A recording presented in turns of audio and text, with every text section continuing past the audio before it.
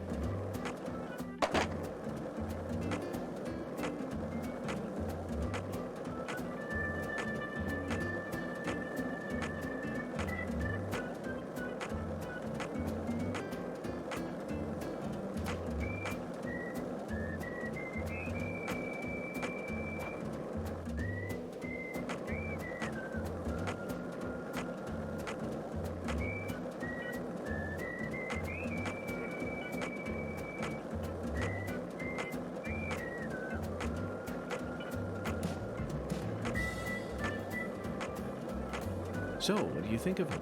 Yes, I'm talking about him. Unga. Is the skeletal gentleman friend or foe?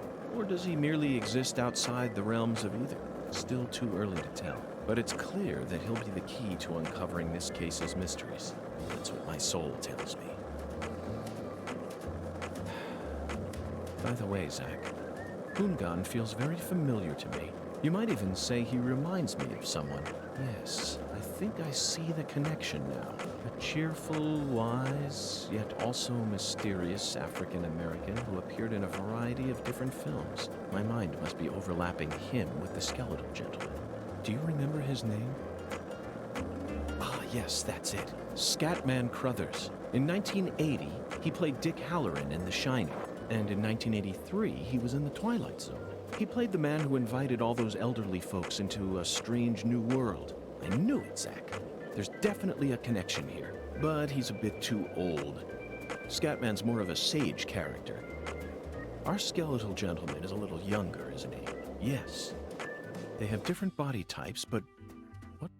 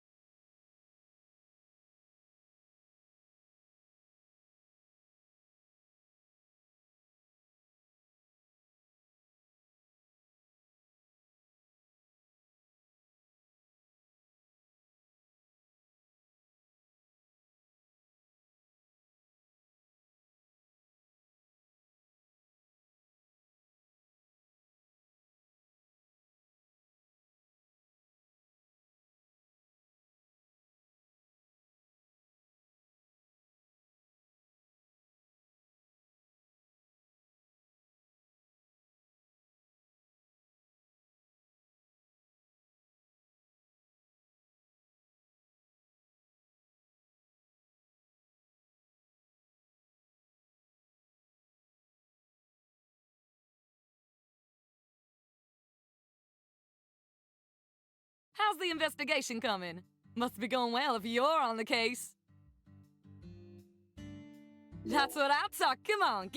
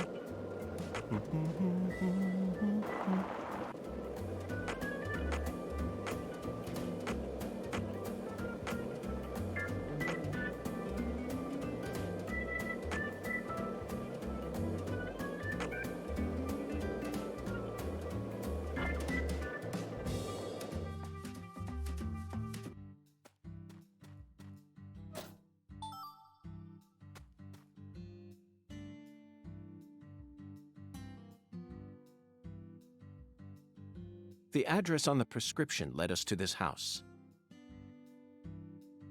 Seems like she ain't home. No lights on either.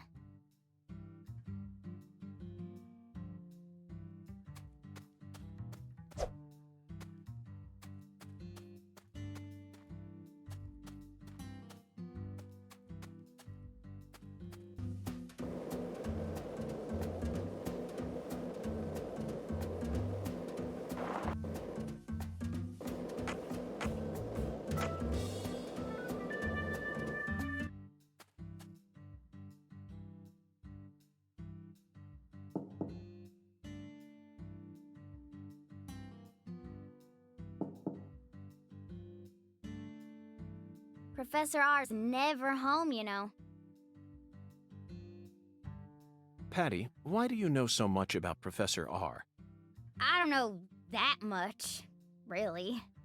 But you're the first person in town who mentioned her name to me. You also knew about San Rouge, didn't you? And when I tried to ask you more about it back then, you gave me an evasive answer. You're my assistant, aren't you? If you are, then you need to tell me everything you know about this case. Daddy don't like Lena. He said it's stupid for a man to want to turn into a woman. What? And he told me I ain't supposed to talk about her.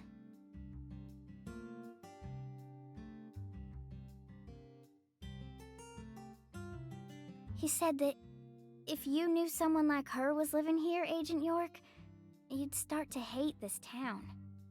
That's ridiculous. Why would I ever hate this town? Because one of its inhabitants is transgender? Why in the world would that make a difference to me? The other folks in town said the same thing as Daddy. They all know about Saint Rouge and Professor R. And about how she's waging war against the Clarksons. But they all say we ain't supposed to talk about it. So And here I'd assumed that ignorant way of thinking died out with the 20th century. I guess I really am an outsider after all. I thought that everyone was cooperating with my investigation, but it turns out they were all hiding key information from me. Damn it, Zach. This just made me hate the countryside for the first time in my entire life.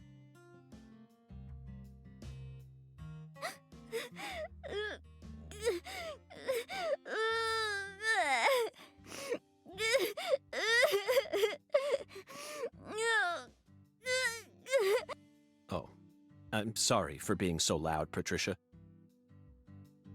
But just remember this. A person's birthplace, nature, race, and physical features have no bearing on their value as a human being. We're always free, and we should respect each other just the way we are. So you shouldn't feel a need to hate Lena for no reason. No matter what the people around you say, you can't let them control you. Sometimes things like common sense and decency can end up deeply hurting other people. I sincerely hope you don't forget that. Okay, I won't. But if Lena's committed a crime, that's a different story altogether. She may be a social minority, but she's still free and capable of knowing the difference between right and wrong. Professor R, I sincerely hope she's smart enough to understand that.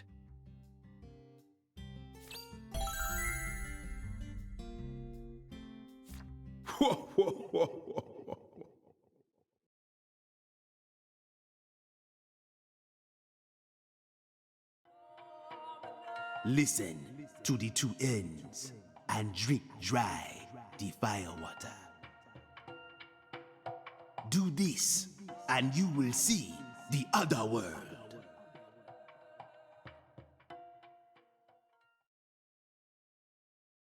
Zach, did you hear that? It's another oracle. I assume this means we're getting closer to the truth. Well, this is good. We don't have any other big clues at the moment. What do you say we continue the skeletal gentleman's game?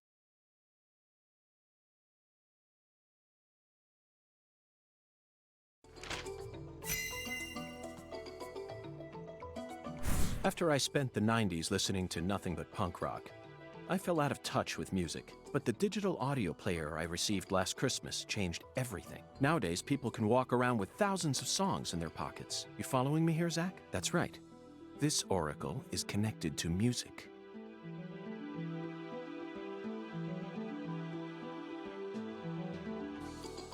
The two ends refer to neither periods nor a movie's credits.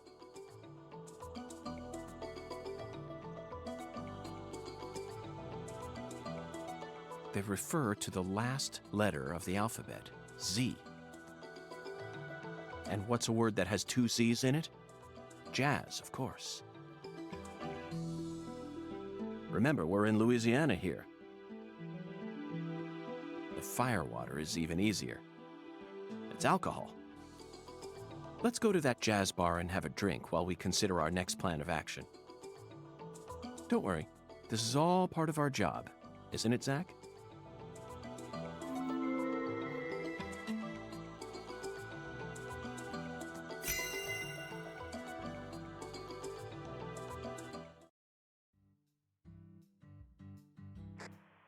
Lucari Tiger to DC Eagle.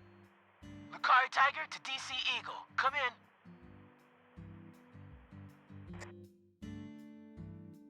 Oh, Daddy. DC Eagle here. Got any news for me? Well, Mr. York, we got ourselves a bit of a problem here. What sort of problem? Looks like Daniel's gathered up a group of people to help him find Galena's killer on his own.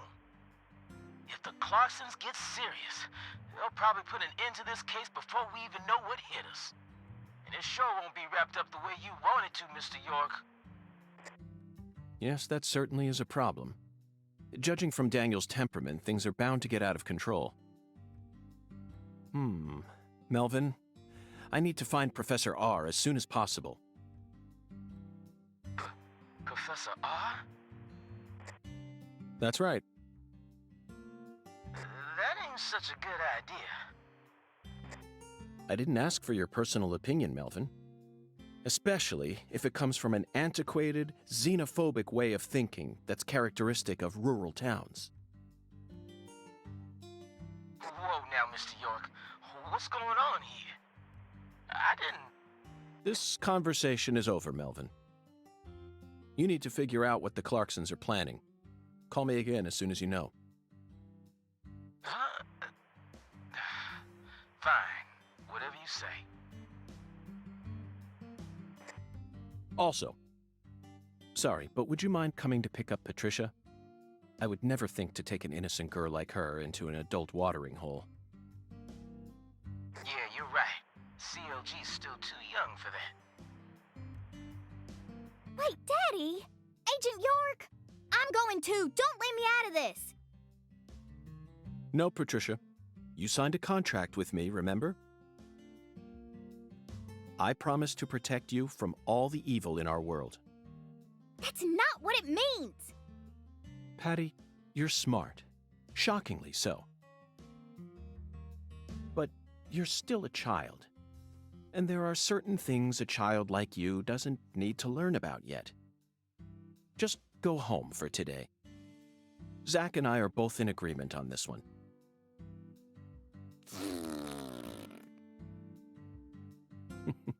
I'm so glad you understand, Patty. Okay, Melvin, that's that. I'm leaving her here. The rest is in your hands. Roger that. I'll take care of her, Mr. York.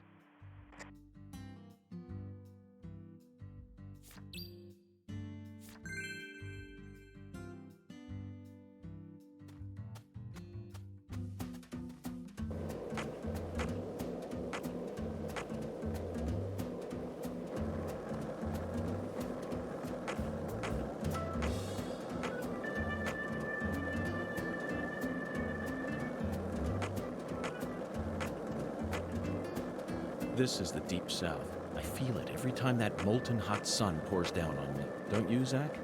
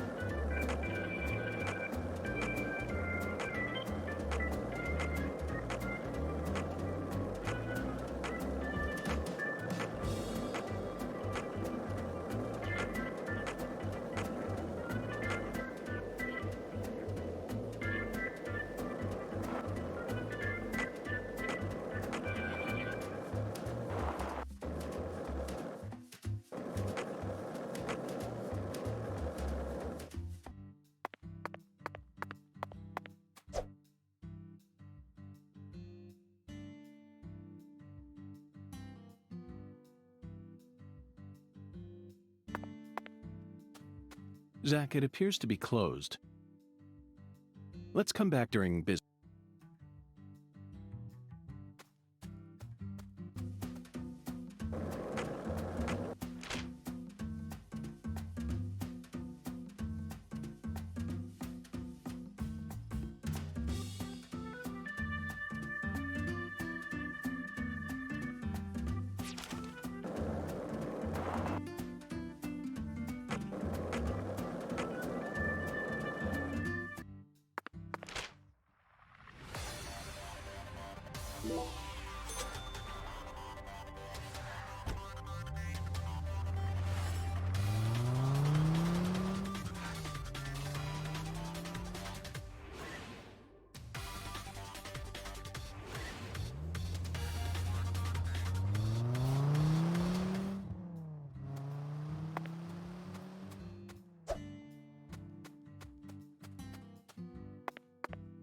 Hi, Agent. Okay.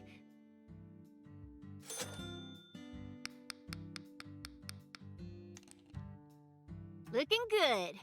Oh, remember, in order to get better, you need to become one with the board. See you later. Oh, if you ever got any skateboard... Hi, Agent.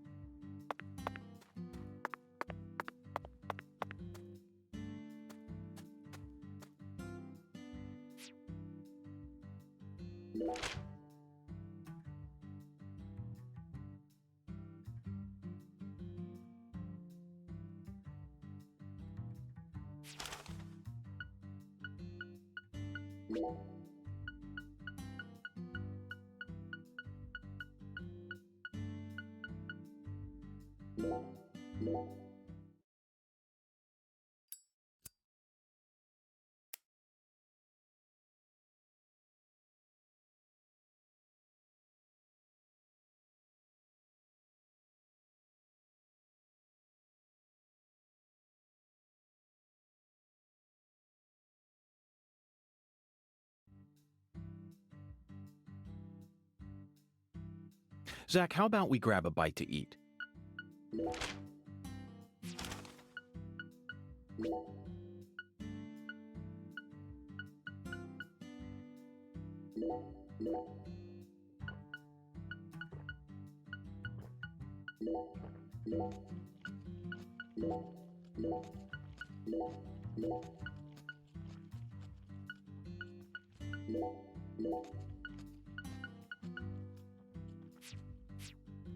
Zach, it appears to be closed. Let's come back during...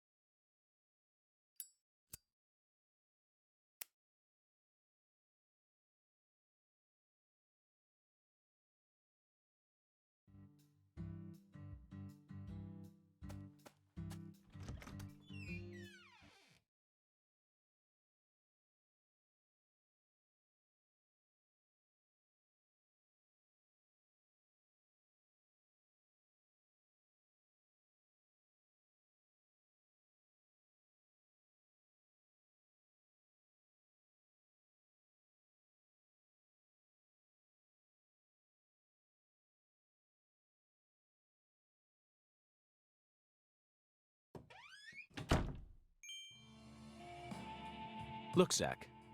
That seat is beckoning us.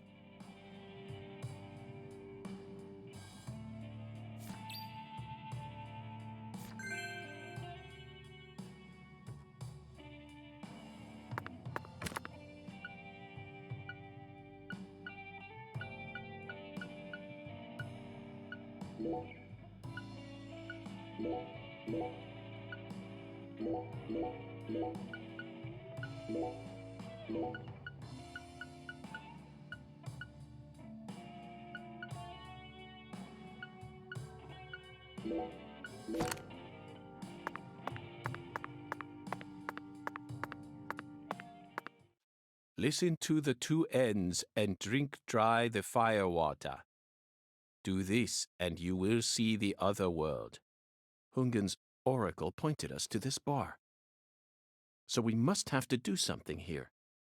But I feel like the fire water part is missing something.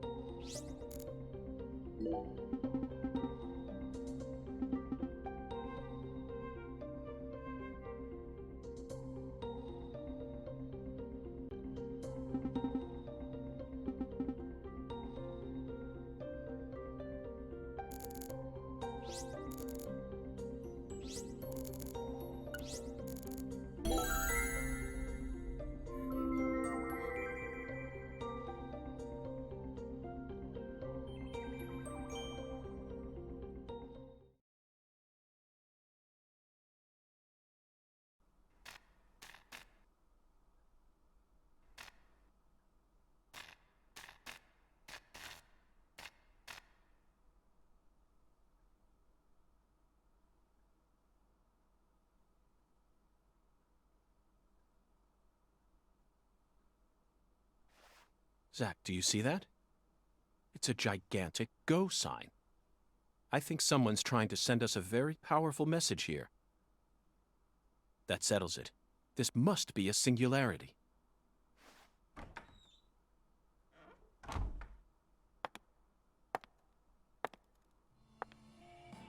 Beautiful lipstick.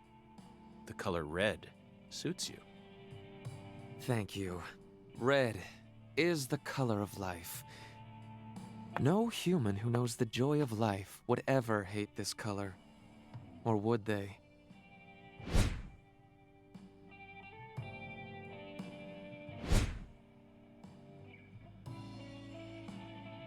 Maybe.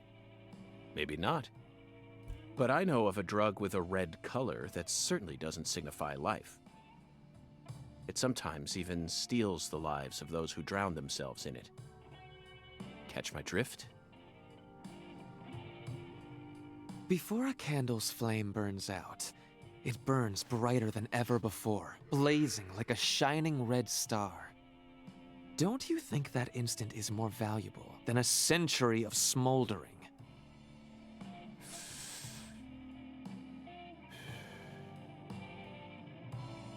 That blaze doesn't cast out the darkness. It only emphasizes it.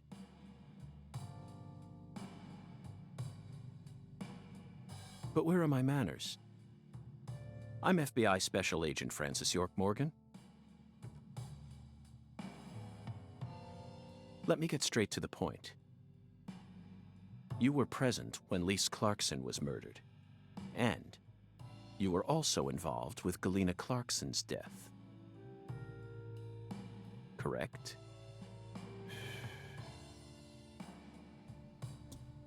Agent Morgan, are you a man who can hold his liquor? I'd love some firewater. We're similar. You and I. Really? I don't see the resemblance. Well, you should. Look deeper. Think about who you were when you were first born, and who you are now. Different selves exist inside your body. Are you talking about Zach?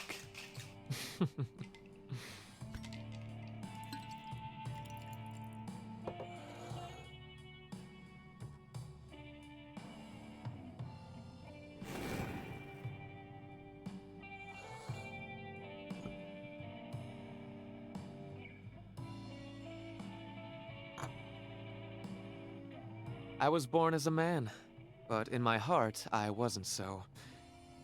And this is a small town. I experienced far more scorn and discrimination than anyone could ever imagine. Especially from my father. Parents are supposed to raise their children with love. That's the norm, right? Not for me. I was raised by my father's flesh-seething hatred.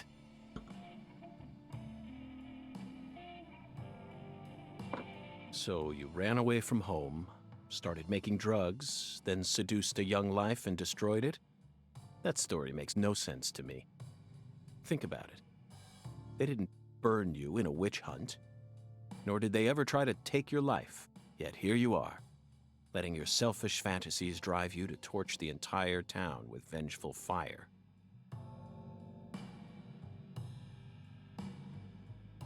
Why did you abandon your inheritance only to end up in a place like this?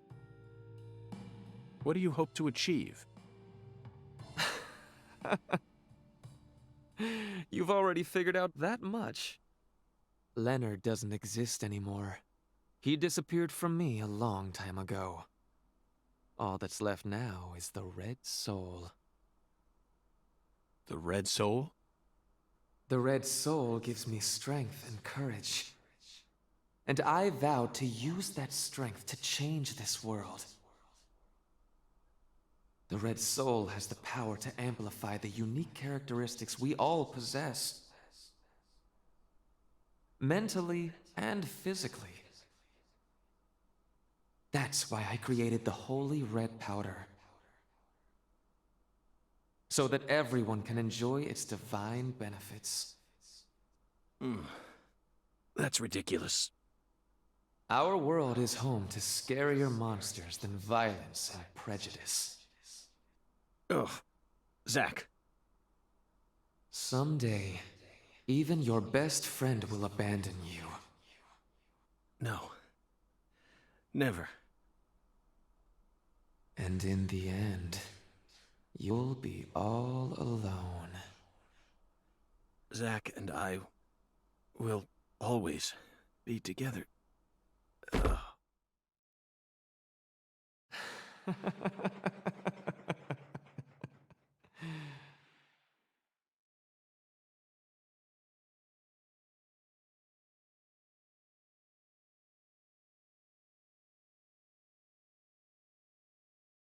Daddy! Daddy! Where are you, Daddy? Don't leave me here! Daddy! Please! I can't find Mommy either! Don't leave me alone! Please? Please, Daddy. Please, Daddy.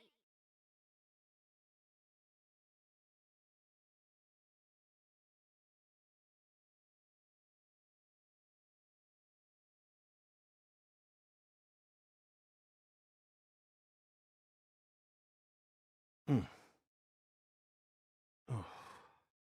She got us, Zach. She spiked the drink with some sort of sleeping pill. No wonder they call her the Professor. Whew. But that was a rash move. Perhaps she realized that she's finally crossed the point of no return. Or... We need to head to the Clarksons at once before it's too late. We can still stop this.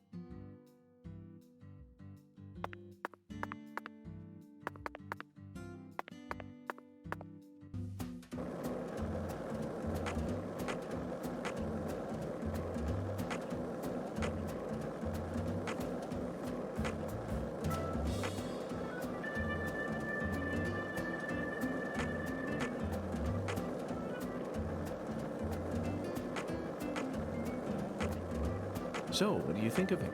Yes, I'm talking about him. Ungan. Is the skeletal gentleman friend or foe?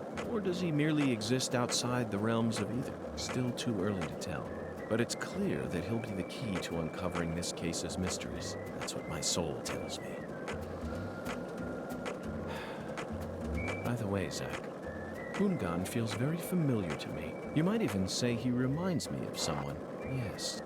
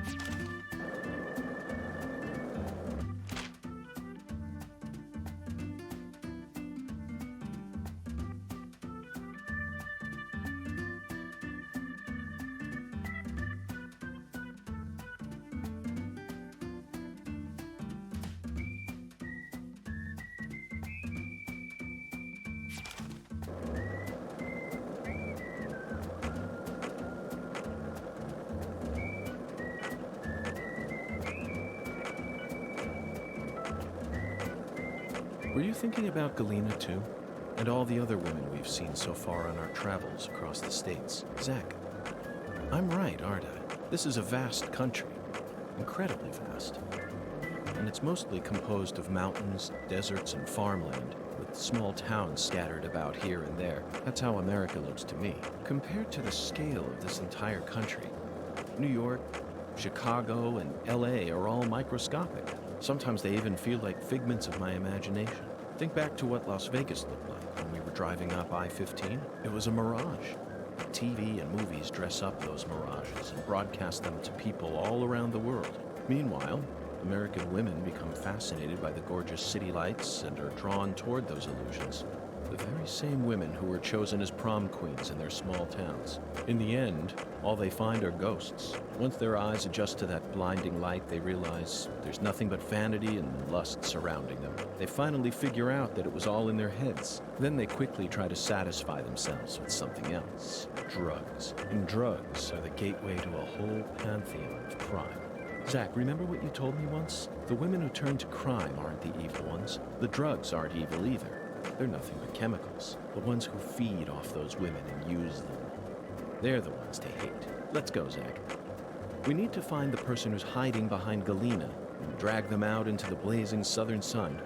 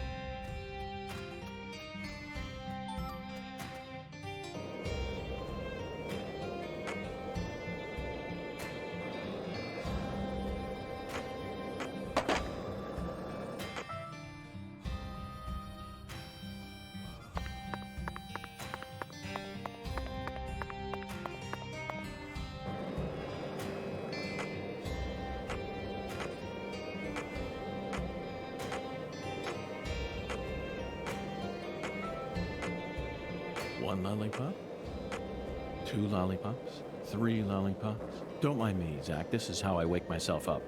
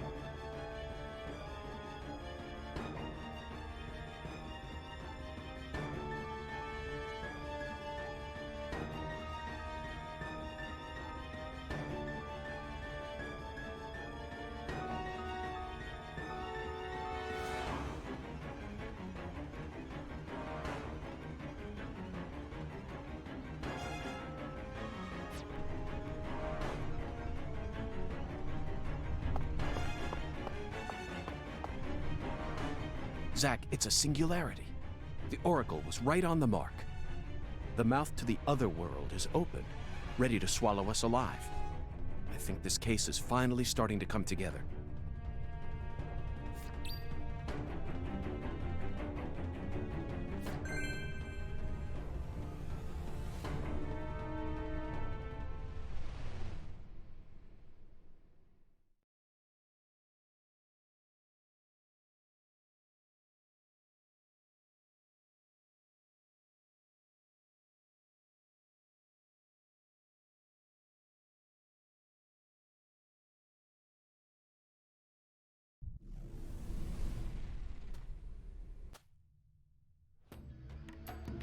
Here we go again, Zach.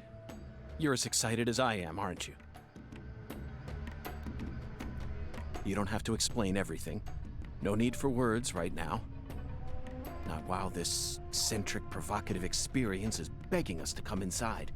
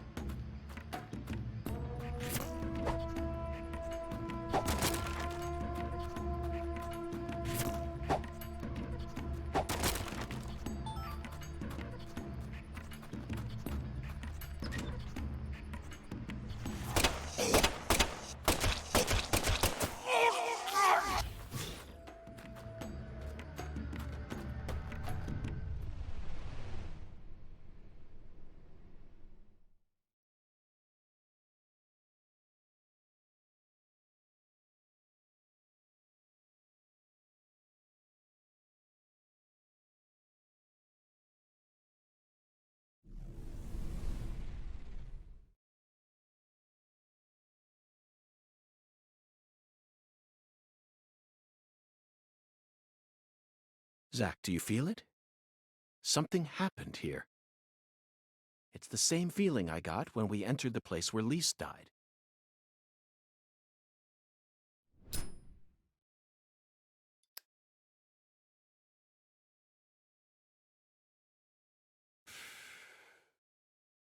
Professor R, Lena, came in here alone. It looks like nothing but a suicide attempt to me.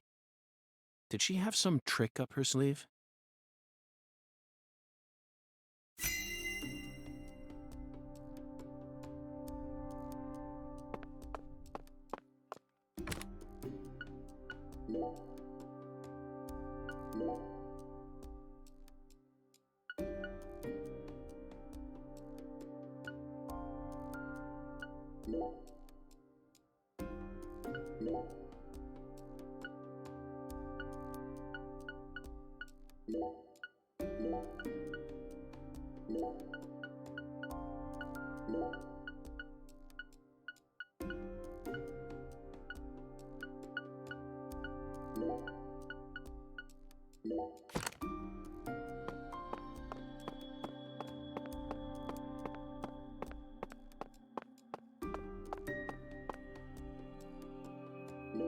Zach, that's a miniature bomb.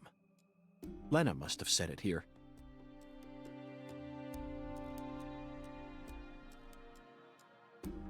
Is this her trump card? It looks pretty elaborate. Another accolade for the professor. She also displayed expert precision when she used that fire to make my cocktail. Her wisdom gave birth to Sang Rouge. She must also have an advanced understanding of chemistry. I just hope she hasn't laid any other traps for us up ahead. Now you decide to come back, huh? What for? I know you've been hiding from me. Planning God knows what. Too bad it ain't gonna amount to anything. It don't matter what you do. The Clarkson family is already on its last legs.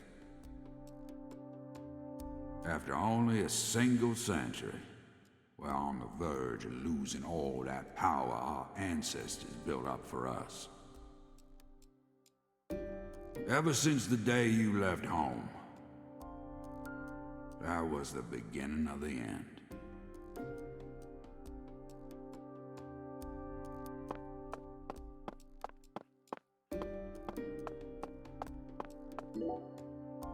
They certainly look a little rough around the edges.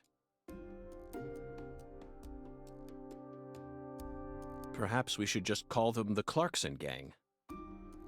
They're holding their weapons like total amateurs, which means they must not have had any formal training. Even if they came rushing in all at once, they'd still be no match for us. Maybe the Clarksons aren't as fearsome as the rumors make them out to be. Or perhaps they've fallen into such a decline that they can't even manage their own allies any longer. Yes, I abandoned my family, but that has nothing to do with the Clarksons' downfall. It's much more complicated than that. Oh, I agree. It's a hell of a lot more complicated.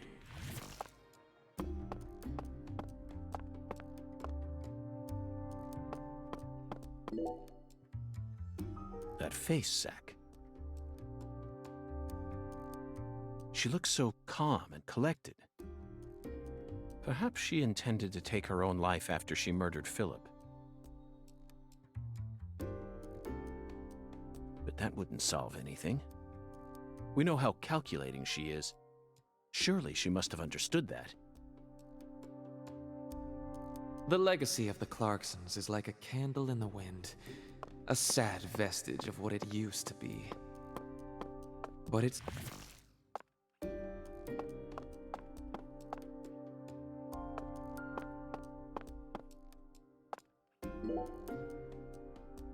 Philip J. Clarkson.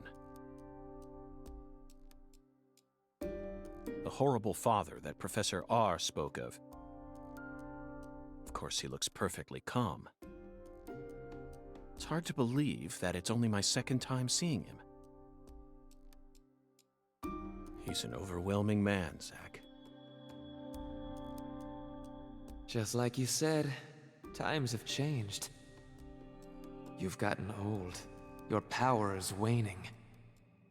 But I'm not going to let things end here.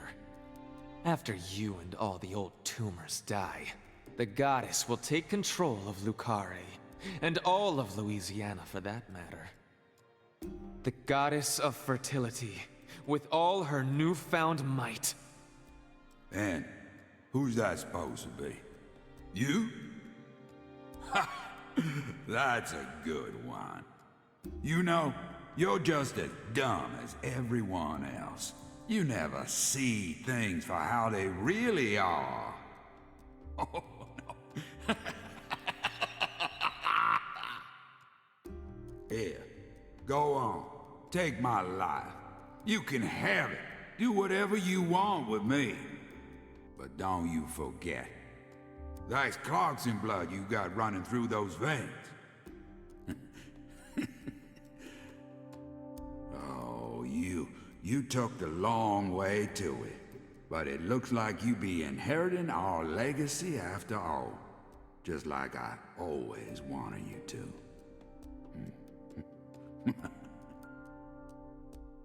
Oh, I won't be inheriting anything. What? I'm not the goddess of fertility either. Well, then... But I'm still powerful.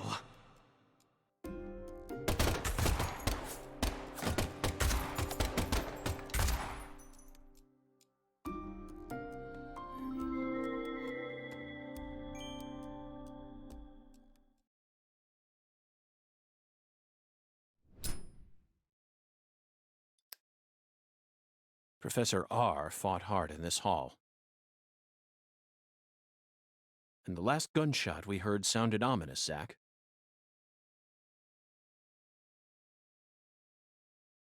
Everything she says seems to hint at some deeper meaning. The goddess of fertility taking over all of Louisiana with her newfound power? The details elude me, but she's clearly plotting something big. But if she dies here, she'll never be able to complete it. Why risk it then? Oh well. Let's continue on, Zach. I'm sure we'll find the answer once we reach the inner sanctum.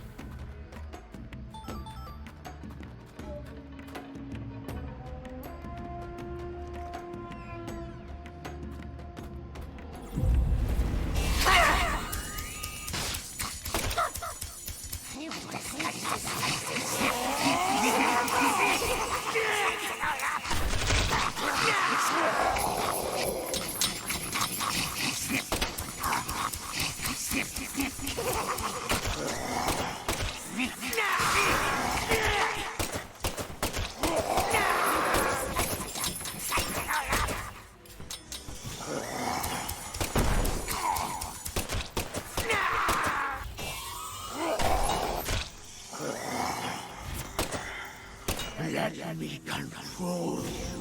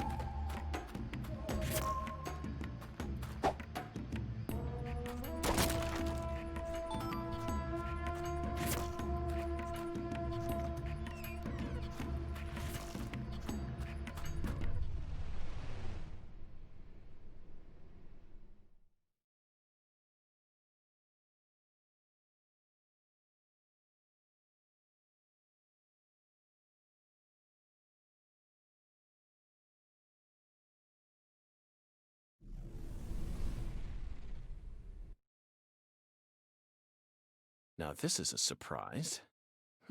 Zach. You're surprised. This is my house. And I can set foot wherever I please within my own house. Or is that against the law now, too, FBI? Where's Professor R? I know she came here. 100 years ago, my father, Isaac Clarkson, came to this town and subjugated its people with his might. In time, he created an empire that put the entire southwest region of Louisiana right in the palm of his hand. Whenever any of his kin betrayed him, he'd cut 'em limb from limb and make an example of 'em. The shadows need a way of keeping the balance too, you see.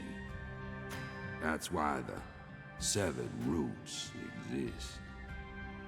Sometimes they chop a fella's ears off, or maybe scoop his eyes out. Then they chop off all the limbs.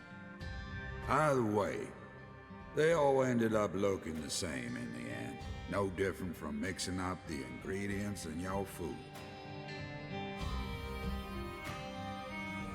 But this is sick.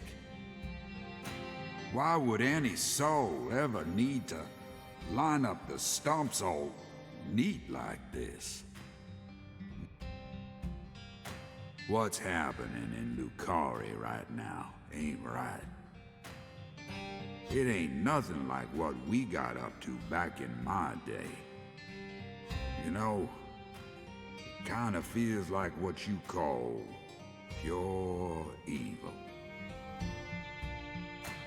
I'll be real honest here. Right now, I'm afraid.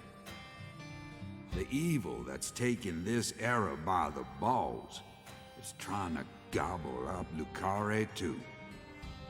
Francis York Morgan, you FBI son of a bitch. Just what in hell did you come to this town for? Well, I hate to rain on your sensational parade of a monologue, but my answer is simple. I came here chasing a drug called Sang Rouge that's been steadily permeating the southern states. And I plan to arrest all the perpetrators involved in the name of justice. Oh, you sure sound like a devil, all right. So be it. You're free to interpret my words any way you like. Well, interpret this. You've come here to bring death and destruction to our town, or my name isn't P.J. Clarkson. You leave a mountain of corpses in your wake. So go on and suffer in the name of justice or whatever you want to call it.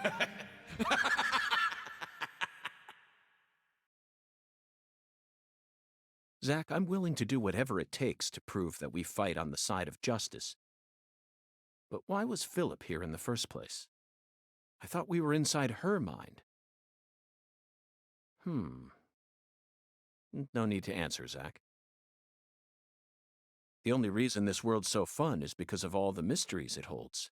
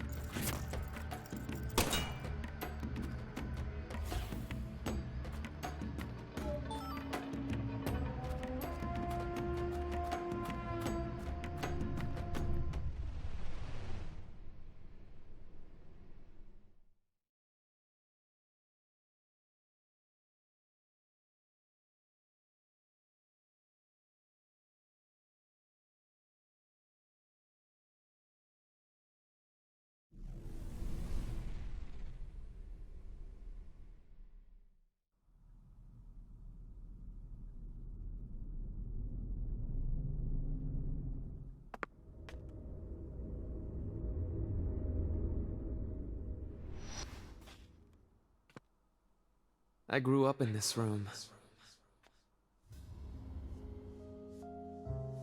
As my back broke under all my father's expectations. Your cocktail was delicious. So delicious, in fact, that it carried me off into a dream.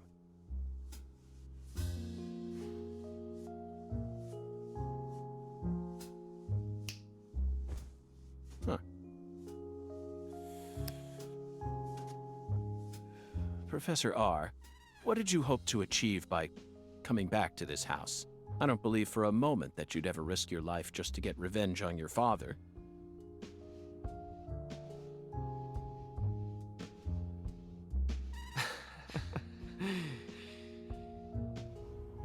Leonard Clarkson. That was my name when I lived here.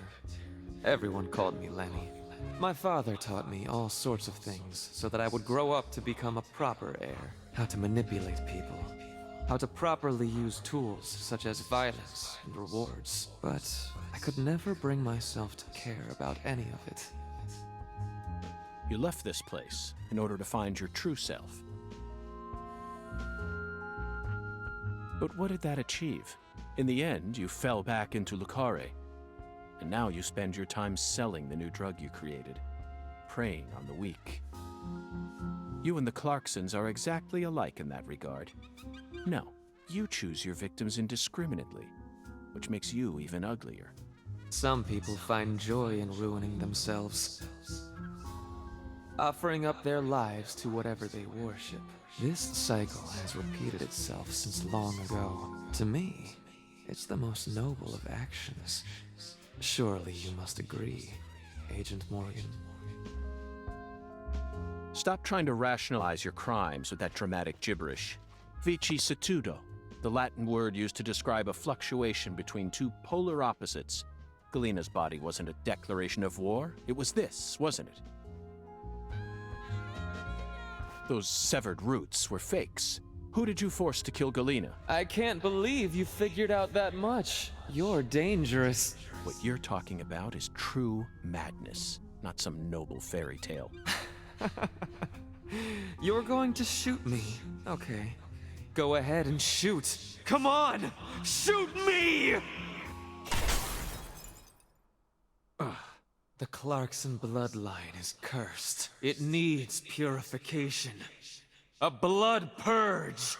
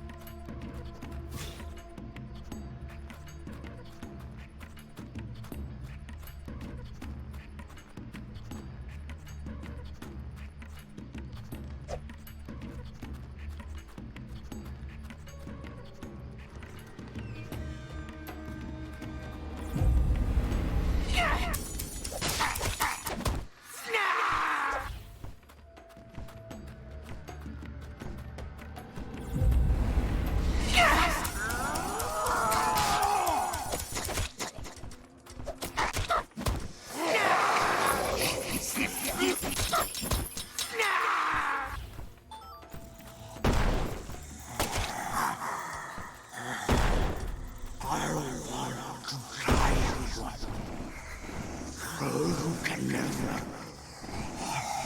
run away?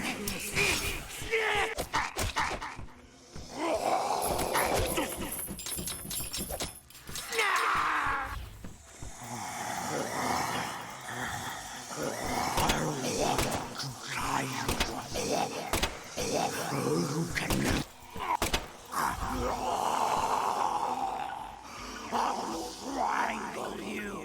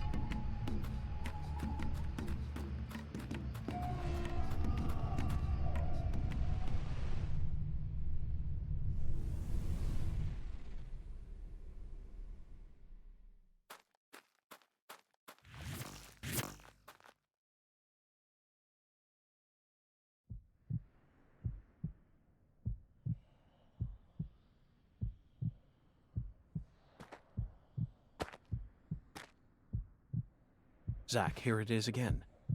A red tree and a translucent cocoon. I think we've reached the core. The goddess of fertility will descend into Carre, and then the sweet fruit will be ours. Destruction is the first step to creation.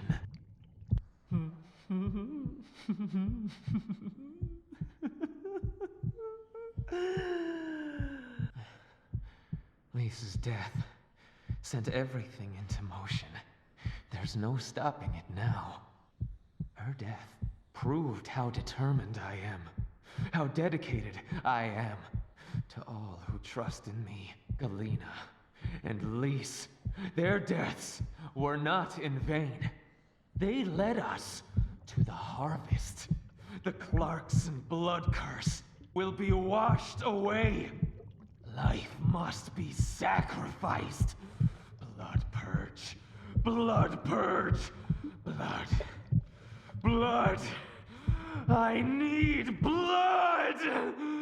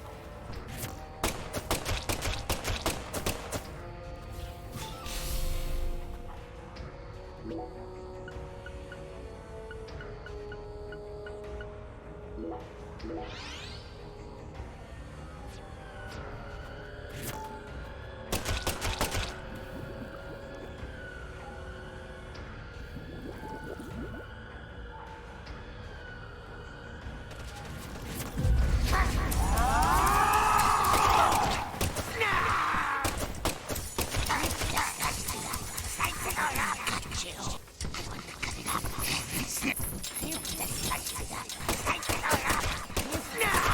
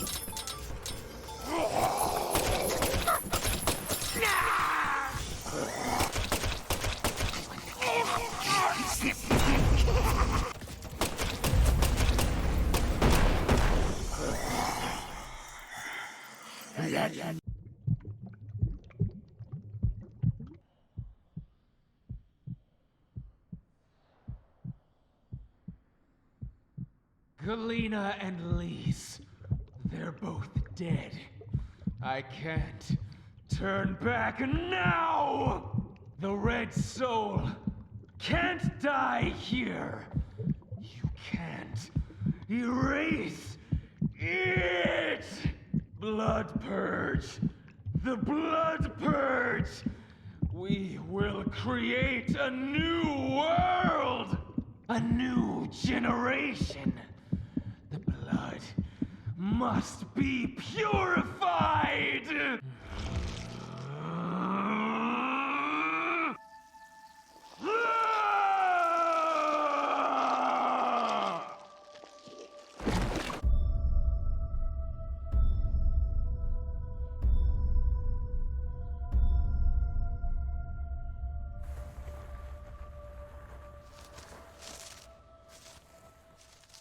That's the true self you worked so hard to find. I'm sorry, Lena. I gave you far more credit than I ever should have.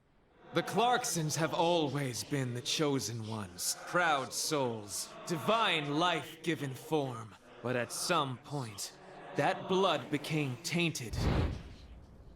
So I decided to reset it. I need to purify this corrupt blood for the one I love most. After I left home, I met the Red Soul and acquired a guide. And so I created the red powder and became an apostle for the red magic. The red powder transforms the body from within. It creates empowered souls, and mature souls are the greatest offering one can present to the goddess. Lise and Helena didn't lose their minds. They both died with honor. Died with honor? Just how deluded are you? Dismembered them and strung up their bodies in the name of vapid symbolism. Where's the honor in that? So what if they said they wanted to die? Cultists have been saying that for centuries. Silence! You will impede us no longer. You're always so smug. Oh, how I hate you. This is the last you'll ever see of my plan. Now die!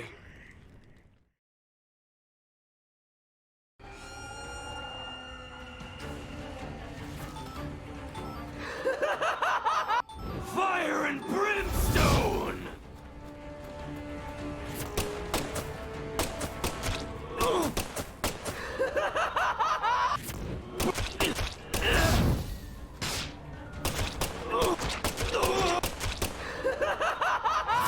Fire and brimstone!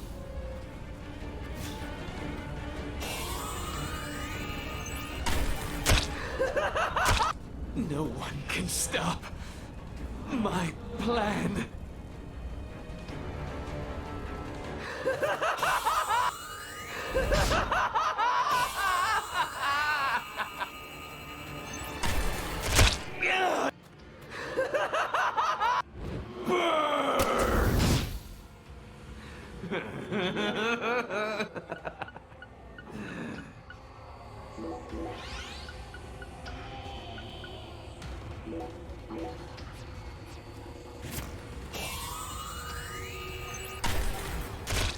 This can't be happening. I'm supposed to be invincible.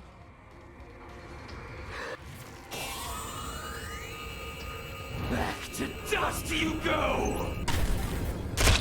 If you kill me, no one will be left to tell you about the plan.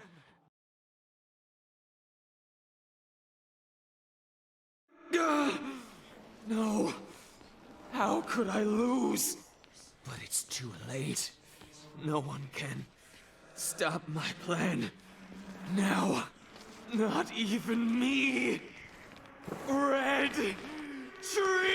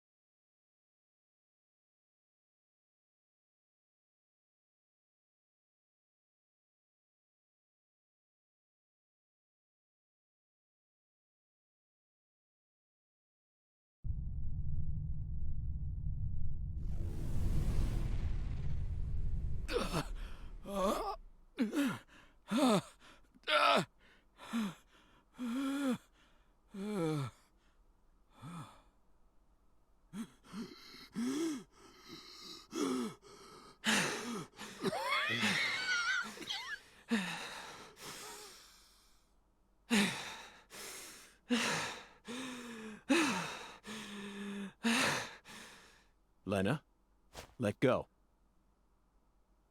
I'm going to count to 3. Then you're going to get down on the ground and put your hands behind your head. Got it? See this? If I let go, the bomb in the fireplace will explode. Do something smart for once, Lena. Detonating that bomb won't solve anything. You're wrong, Agent Morgan. It'll give me the ending I've always dreamed of. Leonard, you're wrong. Killing me will bring back our family's prosperity. No! I know I'm right! You never change. Once you make up your mind, that single idea possesses you. It's almost like you're cursing yourself. Oh, my, always holding on to all your pain. No! You're the one who's wrong! When you first told me about the disparity between your mind and your body, I didn't know how to love you. Stop it! I don't want to hear this! But I always knew from the very start. Stop talking! There was something special inside you. I also know that you had any cause with your older sister. Your own flesh and blood. Shut up! I just didn't know how to treat you. I'm sorry. Forgive me. Stop. Please. I never, ever hated you. I always loved you. From the bottom of my... I said shut up. Don't, Lena! This is necessary. All of the corrupt blood must die. The Clarkson's blood must be purged. Then, the purity that's left behind can rebuild the Clarkson's legacy. Is that the goddess of fertility? Go and see her with your own eyes. You're an FBI special agent. Surely you can find her. No one can stop my plan now. Not even me. No, stop!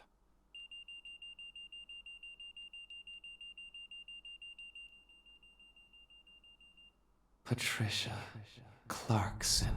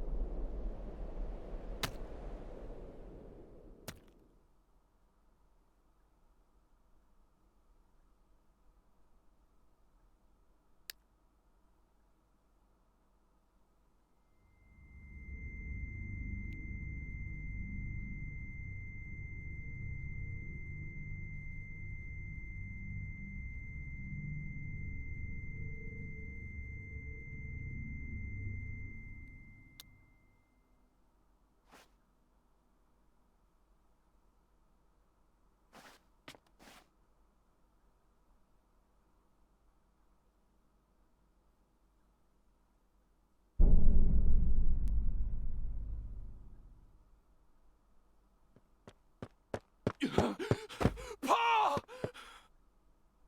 Oh, Paul! Oh my God!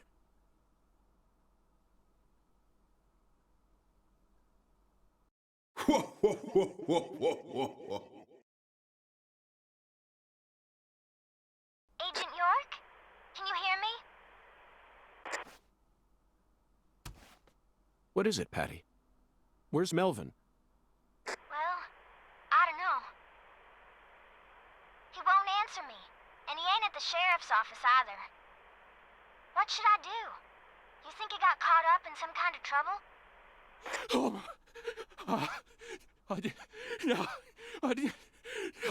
shit! I got nothing now. I can't. Patty, I need someone at the Clarkson's house ASAP. I don't care who you send. They can also ask Daniel Clarkson about the details once they get here. And you should also call an ambulance, just in case. Got it? Huh?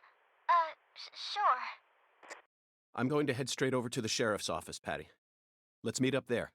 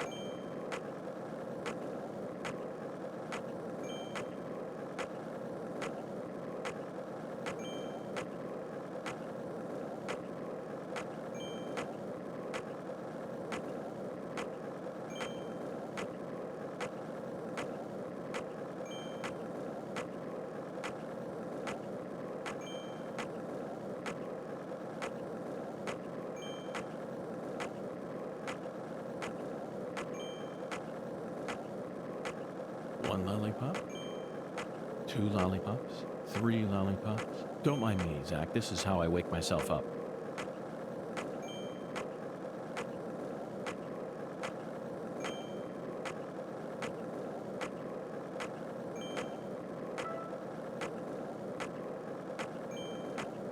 Did you notice it yet? The streets in New Orleans were a mess. All busted up and undergoing maintenance. The city was built on a swamp, so the ground is soft. All it takes is some heavy rain to cave it all in. There were also a lot of places where large tree roots were pushing up parts of the asphalt and the sidewalk. Those bumps were dangerous even when we still had our car, remember? But this town is different. The streets are all paved so cleanly that we can skate along them without a care in the world. And there's hardly any trash or graffiti to be found anywhere. The Clarksons truly do control this place, for better or worse. It's a good example of how allowing certain people to rise to power can have positive effects as well. Also, don't you find that Southern people are remarkably friendly, even to total strangers? Both here and in New Orleans, I've been amazed at how cordial everyone is. Is it just the way things are down here? You certainly don't see that sort of thing in New York or D.C. They never stop to chit-chat, especially when ordering food. They only say what's necessary, without any decoration. A customer only makes eye contact with the waiter about once every 3 times they interact. But that's just how it is. Isn't that right, Zach? The human relationships here are as fluid as an inorganic mechanism running on the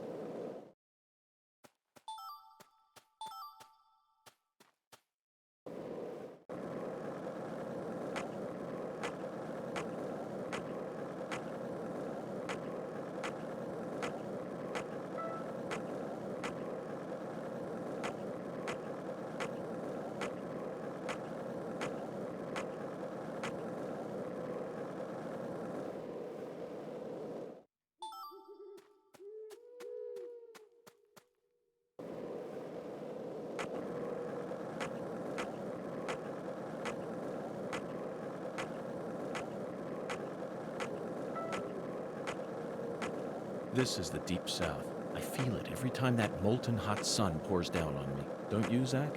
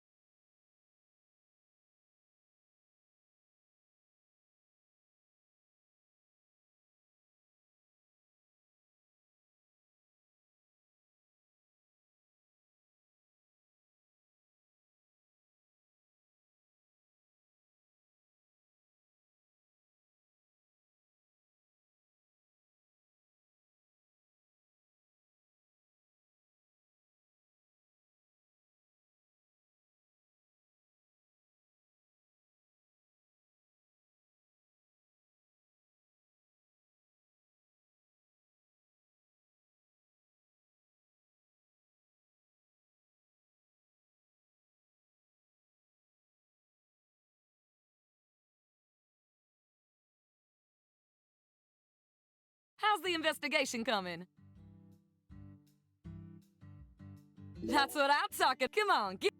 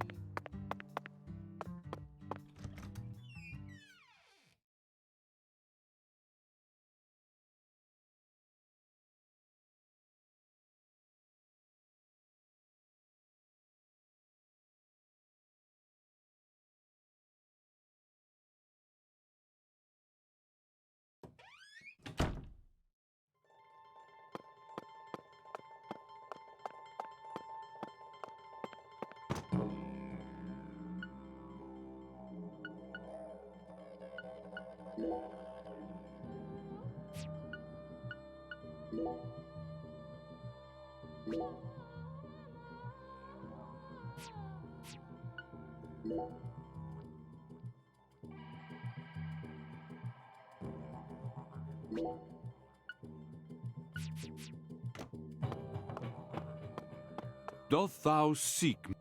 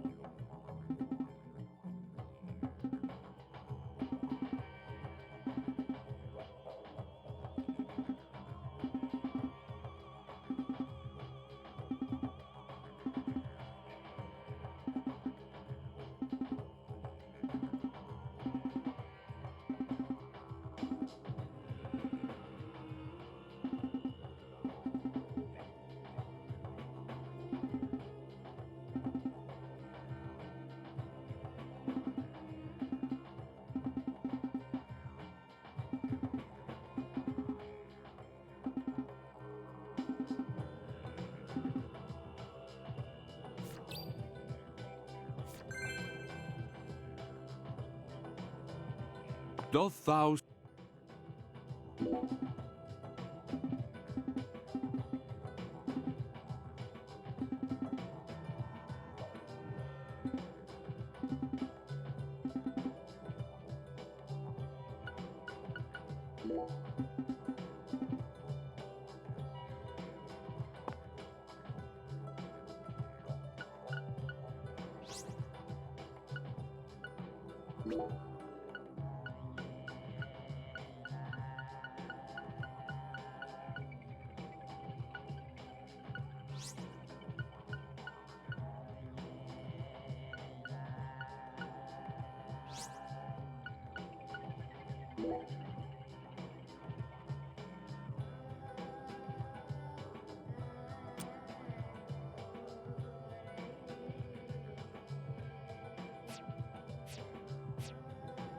Doth thou verily?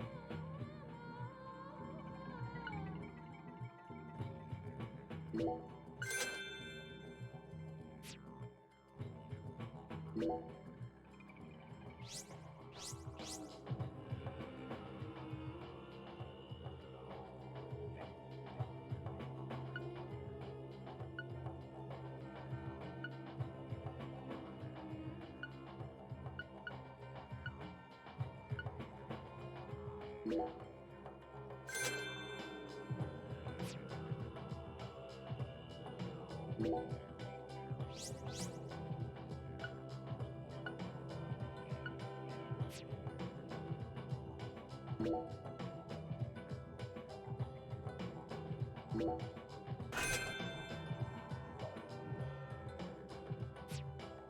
can see it. Thou hast discovered the very purpose of my emporium.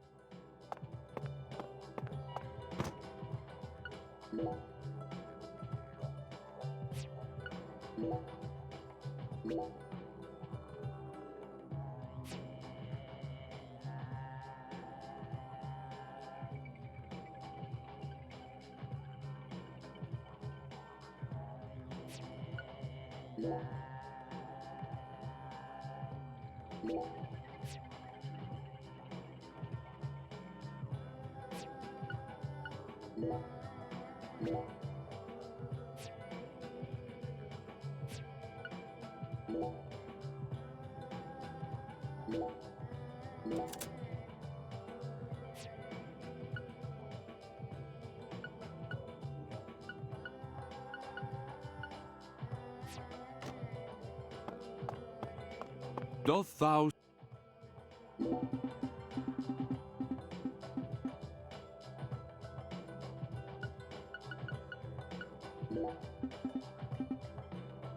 Doth thou... Verily.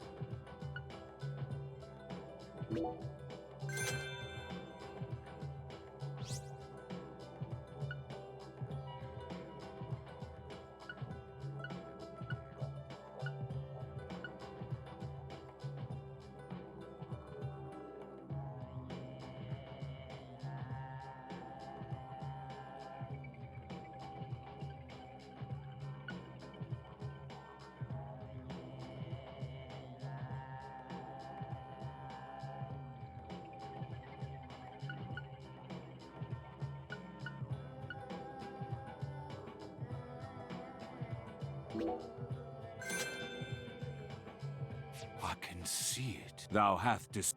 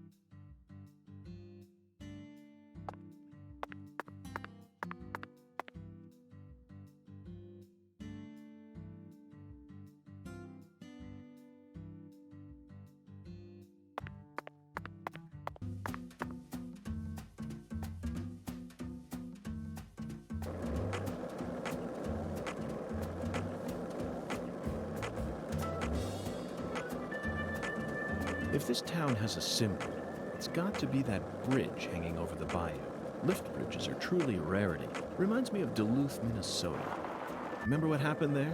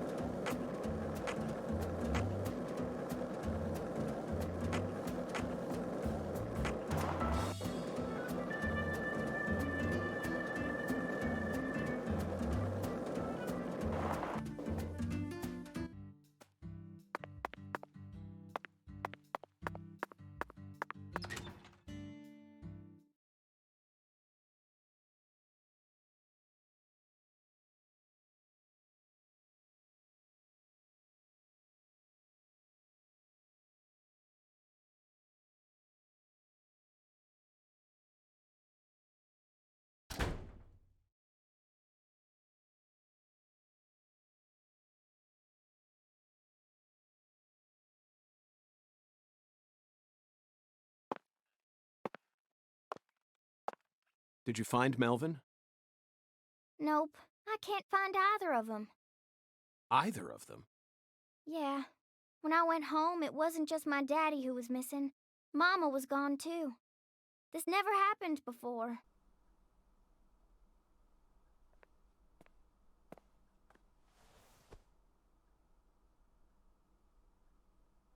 Zach, we need to stop Professor R's plan no matter what it takes. Relax, Patty. You don't need to worry about a thing. I'm sure that Melvin just stumbled across an important clue that's stolen his attention for now. And I'm sure he's protecting your mother while he's at it. Let's just leave the investigation to the local police and rest for today. I need to prepare a report for the HQ anyway. How about staying with me in my room until we find them? But... You don't need to worry. I can't make you any homemade food, but I've got a first-class chef and a first-class concierge at my disposal. Oh, and a very affable bellboy. It's a lot of fun at that hotel. But... Okay, I guess. Thanks, Agent York. You're a lady, so you take the bed. Zach and I will be fine on the couch.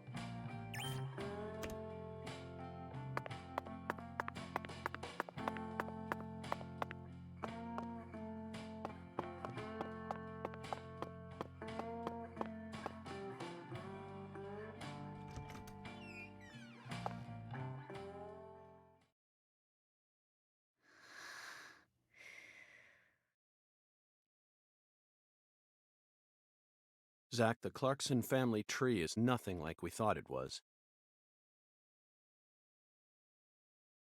We need to reorganize everything we've uncovered so far.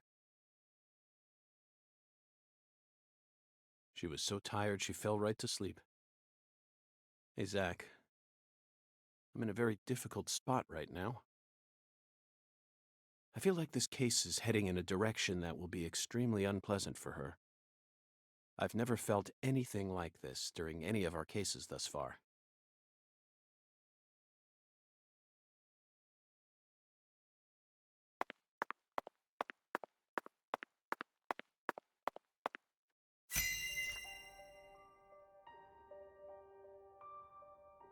First, let's go back to the beginning.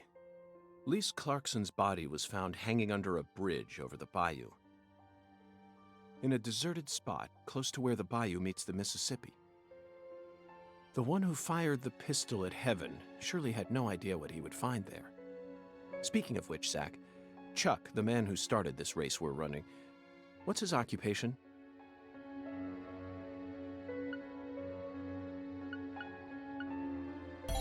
That's right. He's a crawfish farmer. And after chasing a poacher's boat that crossed over into his farmland, he went up the bayou and was fortunate enough to find Lisa's body. I doubt it was a very pleasant experience for him. But if not for his discovery, Lisa's body might have started rotting out there. He's a difficult person to be sure, but I don't think he's a bad guy. Chuck said something peculiar. He claimed the Clarksons were a little better when their son was still around. I don't know exactly what he meant, but we ended up meeting the person he was talking about, didn't we? Under very unexpected circumstances. Leonard Clarkson.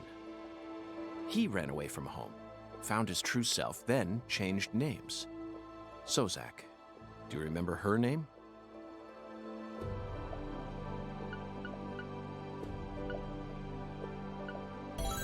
Helena Dauman. The townspeople call her Lena. She was also known as Professor R while she plotted against the Clarksons. She's the mother of the new drug known as Sang Rouge. She must have also had a group of followers who worshipped her fanatically. I can see it now. Lena sprinkling down the red powder, corrupting every last pure and innocent girl in town. Lena mentioned her plan each time we met. She must have taken us for utter fools, Zach. She thought she was always one step ahead of us, and that we'd never see the full scope of her plan. Well, her plan isn't complete yet, and I know we can still stop it. That's why we need to learn all we can about her. Her alias was Professor R, and she was well learned in the areas of medicine and fire dynamics. By the way, Zach, do you remember what weapon Lena used to murder PJ?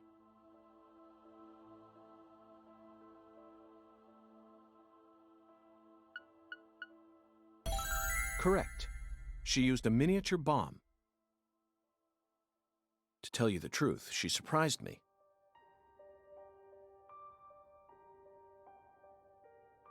That bomb was so well placed, it left hardly any damage on the building itself, yet still did amazing work on them. Lena should have used that brain of hers for something more productive than that saga of revenge. For example, reviving Lucare's economy from the industrial sector. Widen your perspective, and you'll see that Louisiana is an industrial treasure trove. With her intelligence and her charisma, I'm sure she would have found some amazing opportunities. Such a tragedy. Zach, there's one more important matter we need to think about here. Galena Clarkson, who was murdered in jail. Her body was dismembered, then rearranged into a V shape. Patty and Melvin claimed it was a severed roots killing. But that doesn't make sense to me. And PJ Clarkson disapproved of it when I met him in the other world. He saw Galena's parts lined up and was overcome by an inexplicable fear. Tell me, who killed Galena?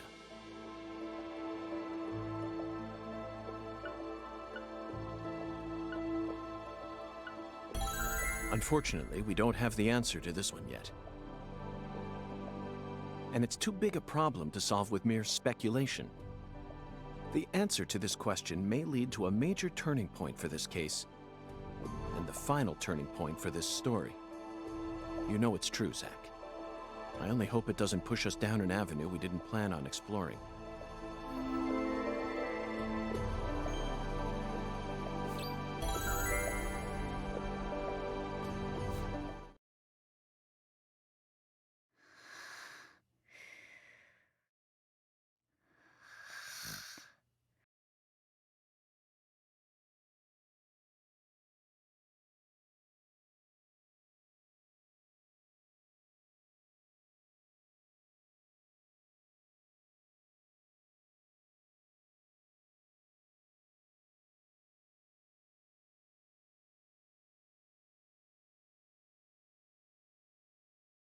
Hey, Zach. Do you remember PJ's last words? Helena had intercourse with her older sister. Her own flesh and blood. This means there's still one more person out there who inherited PJ's blood.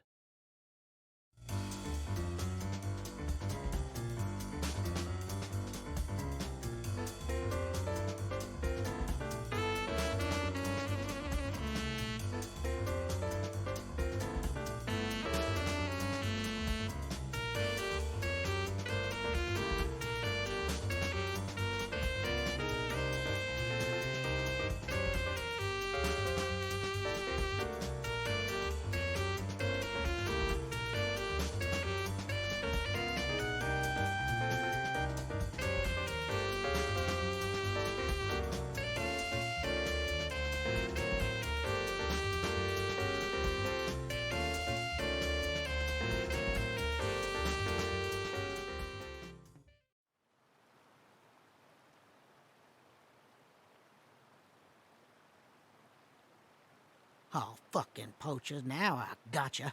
Caught you red-handed.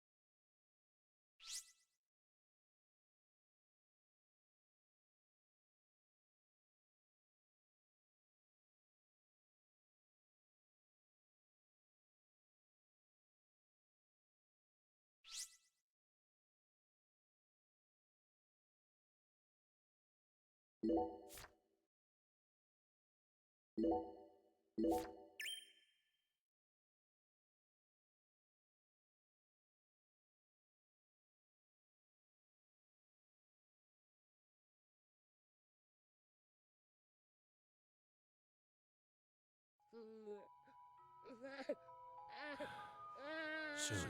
I'm almost there. Just... please, someone. Stop that noise.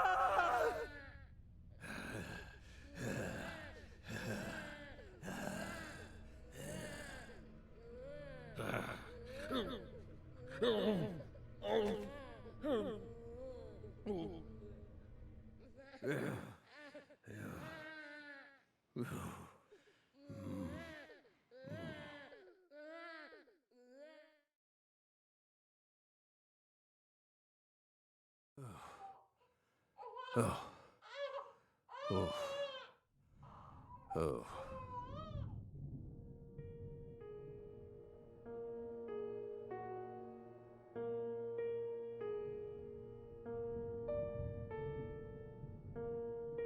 Let me try and summarize this. Helena Dauman was the mastermind behind the entire incident. But Helena Dauman was actually P.J. Clarkson's son, who had severed ties with the family. Helena was also known as Professor R, the mother brain behind the drug known as Sang Rouge. That's right. She was responsible for everything? Not everything, but most of it. Almost everything went according to her plan. But if you'd already figured out that much, why did you continue to stay in Le Carre? Because we had to. You had to. Whatever for? The goddess was still there. The goddess? The goddess of fertility. Lise Clarkson's body.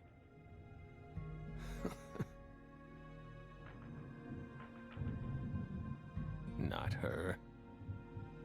She was as beautiful as a goddess, but she wasn't the goddess.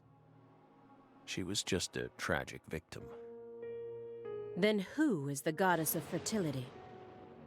The person at the root of this case. Is it some kind of metaphor? For example, the vast wealth that the red powder yielded.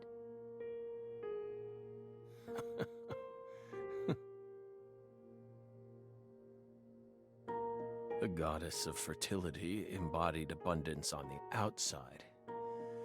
But on the inside, she was a hollow void. And that void was threatening to swallow up all of Le Carre.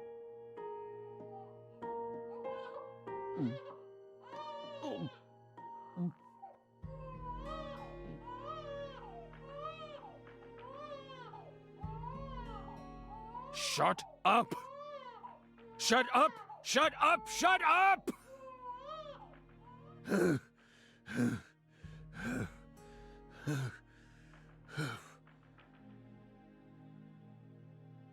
Are you okay, Mr. Morgan? Morgan almost sounds like a prophet talking about the end of the world. Vague, elusive, and intent on deceiving those who listen. But every now and then he adds an interval of truth. Patricia Clarkson is one of those. She's something special. Something irreplaceable to him.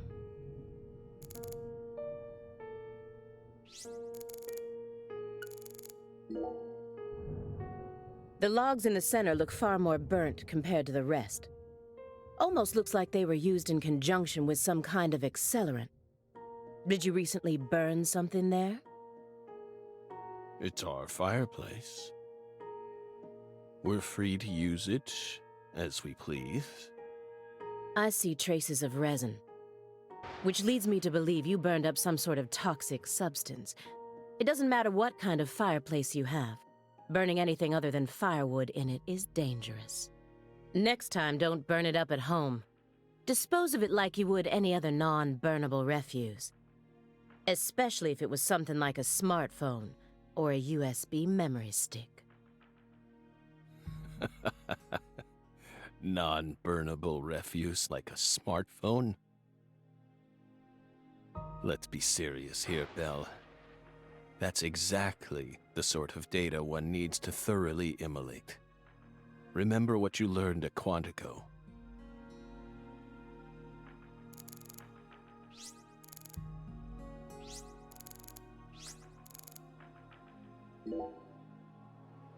Instead of kicking your floor, perhaps it'd be wiser to invest in a soundproofing mat. Are you irritated, Belle? Yes, of course you are. You think we lack a common human trait, and that bugs you. We're crazy. Human refuse. That's how we look to you, isn't it?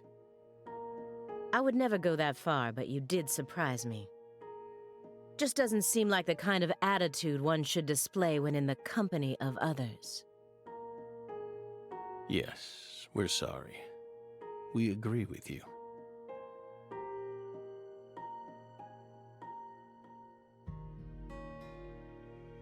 It just made us remember a time when that noise kept ringing out, and we couldn't stop it.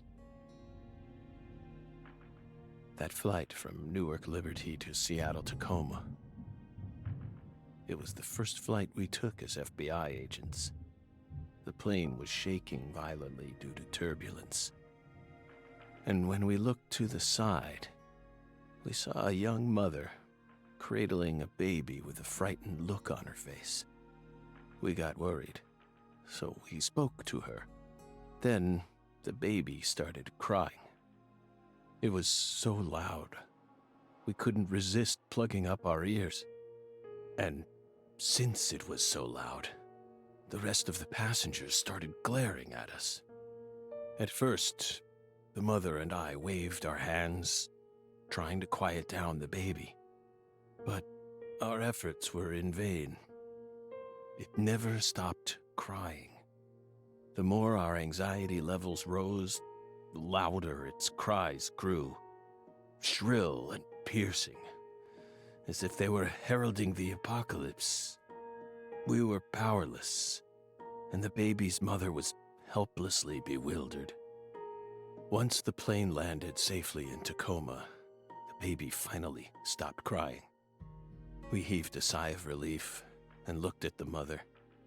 Then she said,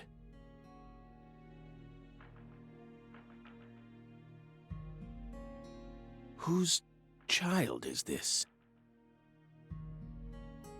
We were shocked, so we asked her what was going on. Apparently, sometime after she boarded the flight, that baby randomly appeared on her lap. Then, it ordered her to call me over, and kept sitting there, as if nothing was wrong. Can you believe that, Belle? Bizarre, isn't it? While we were talking, the baby disappeared. The being responsible for all that loud, grating noise simply disappeared without a trace. Ever since then, whenever I hear a baby crying, I remember that bizarre experience. Well, what do you think, my fairy? Was it some sort of sign?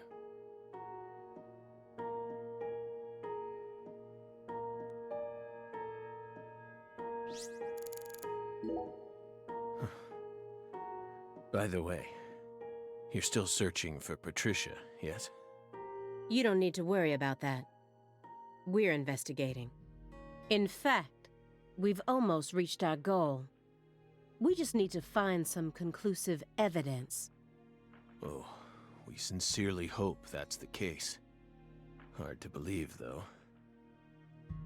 After all, so far you've just been barking up the wrong tree. Barking up the wrong tree. That's right. You shouldn't be wasting time here. You should be out there, looking for her. Then I'll just ask you straight away. Do you know where she is? No, we don't. But we can feel her when we close our eyes and become one with the world. It's very faint, but we can see her. We can see Patricia. Are you trying to distract me again? Or do you really expect me to believe you're clairvoyant or something?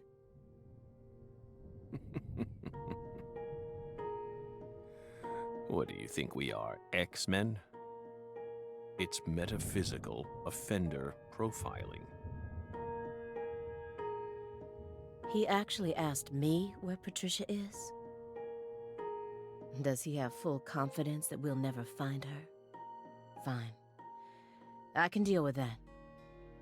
I'll just ask him everything I can about the Carre case.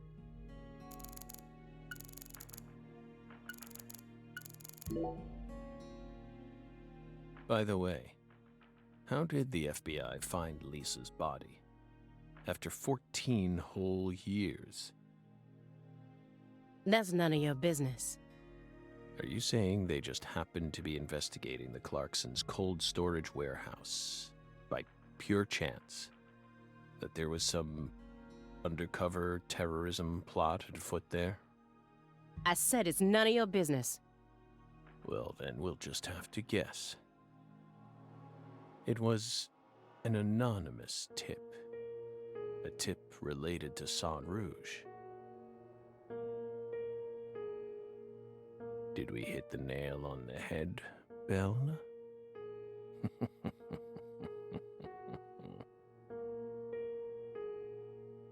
But that's not what we want to know about. After all, the FBI gets hundreds of tips every day. Right, my fairy? It was always that way, even back when we were on duty. Here's what we really want to know. Why, out of all those tips, did you select that one? Would you tell us that much, Belle? What urged you to make a beeline straight for this case? That's none of your business.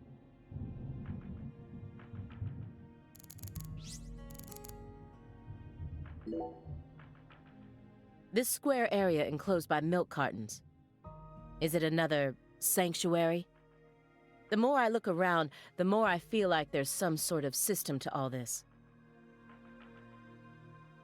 The sanctuary on this table. The fireplace sanctuary.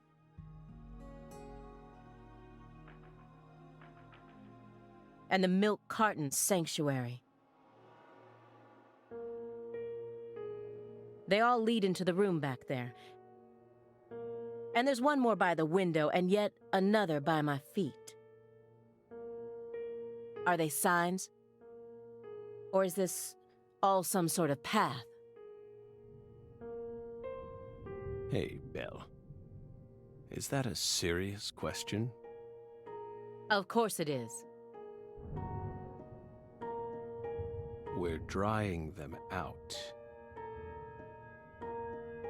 We line the milk cartons up to dry them out, so we can turn them into Halloween decorations. Halloween? It's only January. This is America, land of the free. Got a problem with that?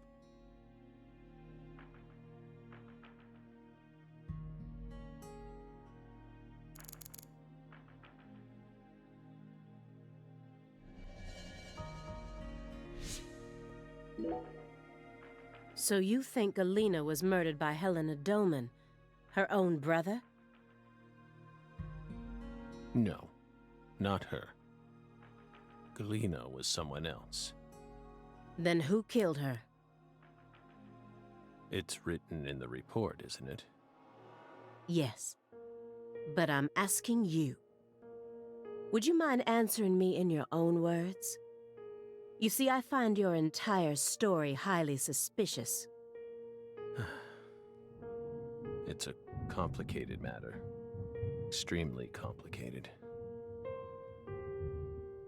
Don't let him draw you into his game.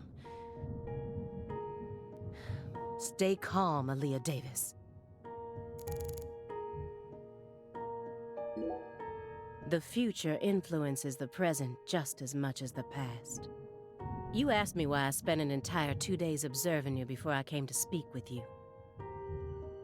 Well, here's why. Over those 49 hours, I observed the intervals between your actions. When you were neither doing something nor doing nothing. I intently studied your intervals between action to action, and action to inaction, to action. People reveal everything during the intervals between their actions. For example, when you eat alone versus eating with someone else. The most prominent differences always appear when someone either begins or finishes eating a meal. And since these are unconscious actions, they can't be consciously hidden. When you prepare to eat or finish eating, when you move in to clean up, when you pick up a book or close one, when you raise a cup of coffee to your lips, human actions speak volumes. Not even the person doing the actions is conscious of them. That's what lies in those intervals. That's my modus operandi. And here's the conclusion it helped me reach. There's one other person in this house, isn't there?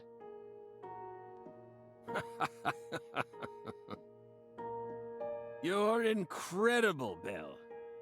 You outdid all our expectations. Impressive, to say the least. You're right, Belle. But only half right. Half? You should still be proud, though. Honestly, we never thought you'd make it this far. You've got real talent.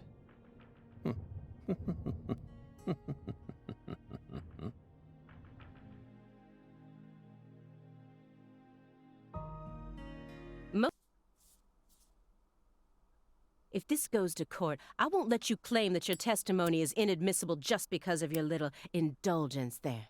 Fine by us. We can even put it in writing if you want. We won't run or hide. Will we, my fairy? Where's the paper?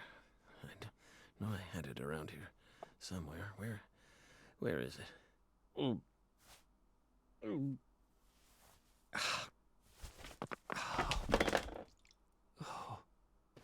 We're fine. Hey, everything okay? What's going on out here? Oh, don't tell me. He's just suffering from nausea. I was more worried about you. You were in there for quite some time. Yeah, sorry. Ever since you got here, I've been all backed up. Mr. Morgan, can you stand? Oh. Is this a sign from a coffee? What could it be? What is it trying to tell me? Think. Is that a dragonfly?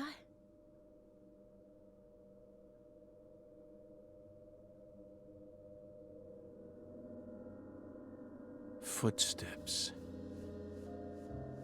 Big footsteps. Footsteps. Big footsteps.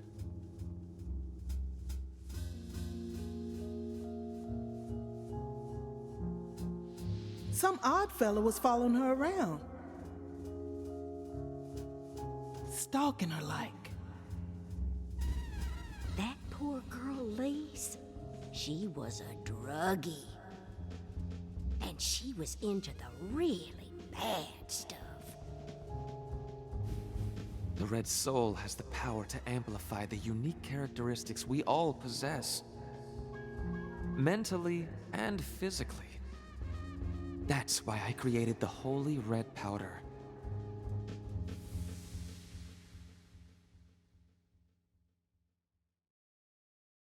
You okay?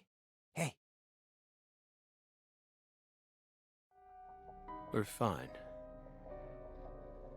Just feeling a little tired. Would you take us to get our medicine? Sure. It's in the bathroom, right?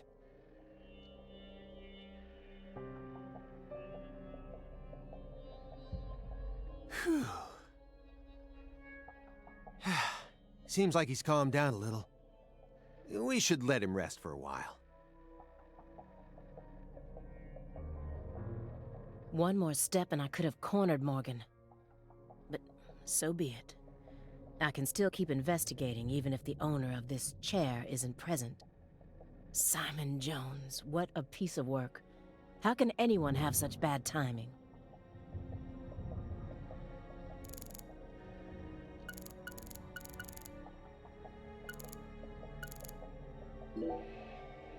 Shouldn't you look after him?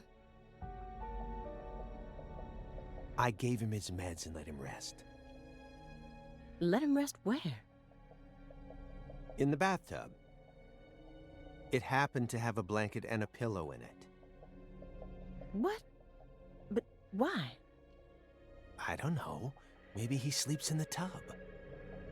I feel like I saw that once in some vampire movie. I don't know what you're talking about. More importantly, how long has he been like that?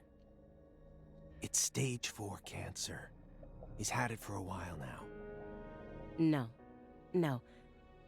I'm talking about his face. It looks as white as a sheet. You can even see all his veins. I've never heard of any cancer side effect like that. Who knows? But now that you mention it, he started going really crazy around the beginning of December. In what way? He changed pizza places. This better not be another joke. It's not, really. It's not. Before December, he always used to order delivery from a Chicago-style joint all the way up near Medford. But one day, he took one look at one of their trademarked red boxes and totally lost it. Red, huh? You better believe it. He started screaming gibberish at the pizza boy and chased him away. Next thing I know, I see him toss the pizza box out his window. Do you think that's when his fear of red began surfacing more prominently? Beats me. I mean, there isn't a better Chicago-style pizza place that delivers around this area. How could someone give up on that just because they don't like the box? I don't get it.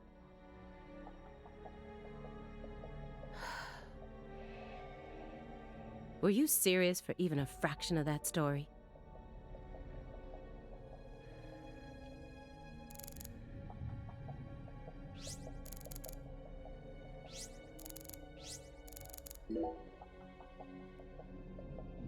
What's wrong, Aaliyah? You hungry or something? Excuse me? What are you insinuating? Well, you're staring right at an empty pizza box. Please don't compare yourself to me. Besides, I have a refined palate. Hey, that was uncalled for. Pizza is a sacred food, remember? You don't need to feel embarrassed for being unable to stop staring at it. It enthralls all who gaze upon it. That's the power of pizza. Stop, Agent Jones. I've had enough of this sacred pizza bit. I'm sick of you Chicagoans and your obsession with pizza. Pizza, pizza, pizza. 24 hours a day, that's all you ever talk about. What's next? You gonna launch into a tirade about how deep dish is the only proper way to make pizza? No, Aaliyah. You just don't get it, do you? As a Chicagoan, I'm proud of the deep dish pizza. But get this, I love New York-style pizza too. It doesn't matter what kind of pizza it is. As long as it's a pizza, it's beautiful. What? Still don't get it? Okay, here. I'm gonna put it in terms that I'm sure even you could understand. All pizzas are created equal. Eat your heart out, Nietzsche. Just forget I mentioned anything.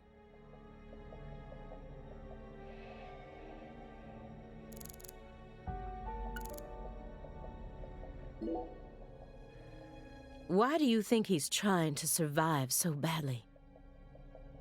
What does he... What do you mean? He who has a why to live can bear almost any how.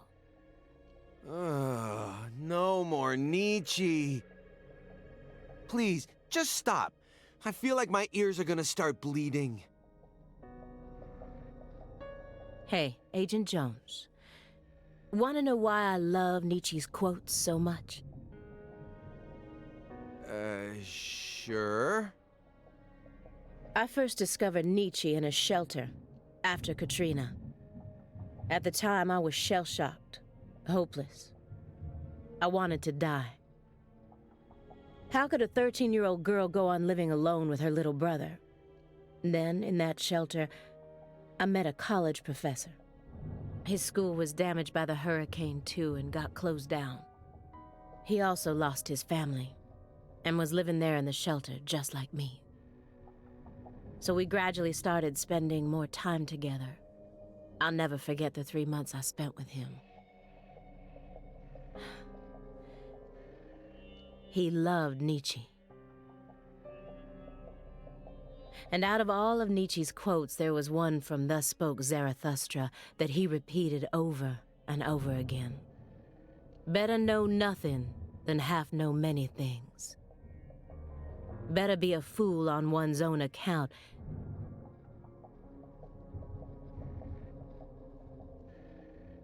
than a sage on other people's approbation. I thought it was a strange quote to hear from a college professor, you know? Why would he think it would be good to be a fool? But I understand what he meant now. He was trying to encourage my little brother and I, so that we'd be able to bear the weight of the victim label that was about to be slapped onto us, so that we could go on respecting ourselves without ever succumbing to all the patronizers. After that, my grandmother in Lafayette took us in. And that was the last time I ever saw the professor. But whenever I quote Nietzsche, my memories of him come flowing back into my mind. And they give me the power I need to keep pressing on. So I'm gonna keep quoting Nietzsche, just to make sure I don't forget my roots. Oh, I see. Yeah, I think I get it now. Nietzsche is to you what pizza is to me. Sorry for giving you a hard time about it. You are free to go on quoting him whenever you want, of course. I won't say another word. Agent Jones, what the hell is wrong with you? How dare you compare Nietzsche with pizza? Oh, come on.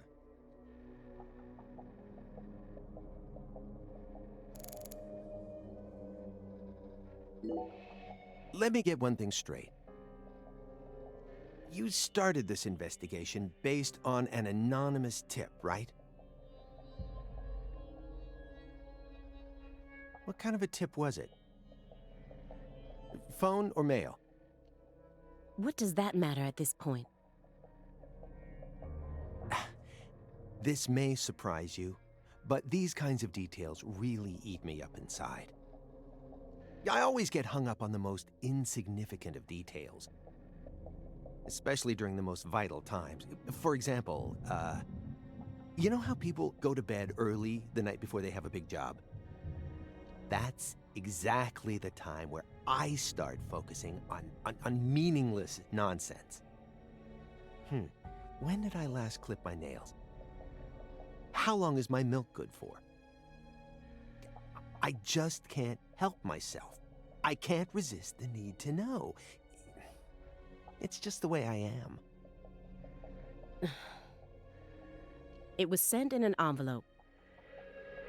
Postmarked December 28th, sent out from Louisiana. What did it have inside? A postcard with a dragonfly on it, a wrapped sample of Sang Rouge, and a note. What did it say? Investigate the Clarksons. FK. That's it? Yes, that's it. Who's FK? Anonymous tip, remember? It's obviously just a fake name. Did you confirm that? Of course I did. Louisiana has a population of 4.5 million. The FBI database has a list of 6,682 individuals whose initials are FK. 1 out of every 6 individuals is a child under the age of 14, born after 2005. The remaining 5,500 people include those whose initials changed after they married, or incarcerated individuals. After subtracting those, I was left with 3,800. That's when I stopped searching for FK, and I decided to change up my approach. It isn't important where the tip came from. All that matters is solving the case. I got this far by taking the most efficient route possible. Are you satisfied now? Yeah. Thanks. I feel a lot better now. Yep, it all checks out. The letter that was delivered to me bore the Clarkson symbol. A postcard decorated with a dragonfly. The mark of the single sheet of paper ordering me to investigate the Clarksons. And...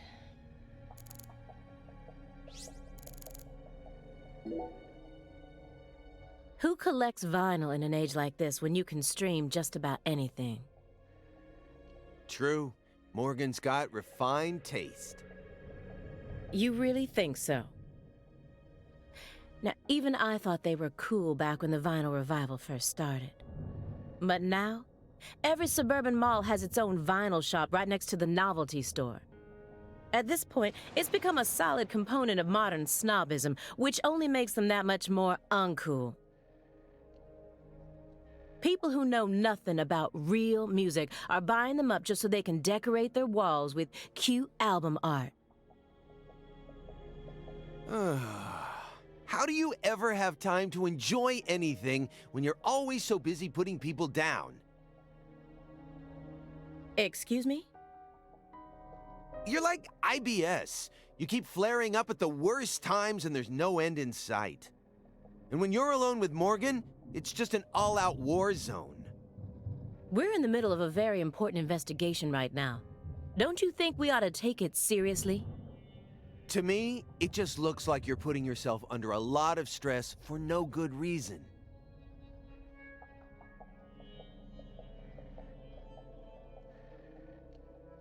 Why can't you, show a little humanity once in a while?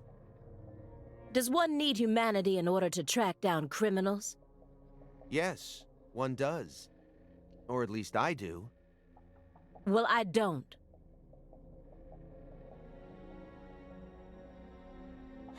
Come on, Aaliyah. I'm your partner, aren't I? For a few days, at the very least. I'm your invasive partner who has a passionate relationship with pizza, right? Why can't you just let me in on one thing you actually happen to enjoy? Oh, aside from Nietzsche, that is. I'd really rather not. Why do you always have to be so withdrawn? I can't help it if there's certain things I don't like. No, come on. There's got to be some kind of music you enjoy. This is a good chance to teach me a bit about yourself. I said no. Do you like Justin Bieber? Too cute. Not my type. Drake? I've only ever listened to the hooks. Well then, Ariana Grande, Katy Perry. Hell no. Am I done now? Well then, what do you like? I have to tell you? Yes, you do. Pink Floyd. No way. You're a prog rocker? Who turned you onto it? Your dad? As far as I can remember, I've loved prog rock ever since I was born. That's just how music works, right? I mean, The Wall is by far my favorite album. Even to this day, I find it hard to believe that they made that in the 70s. It still sounds completely fresh and unique, as if it was just released yesterday, and... What? No, I was just thinking, I wish Morgan could have been here for this. Don't you dare tell him.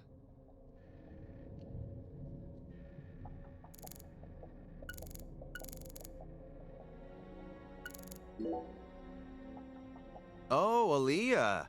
Getting curious now, huh? Here, I'll find one of my favorites for you.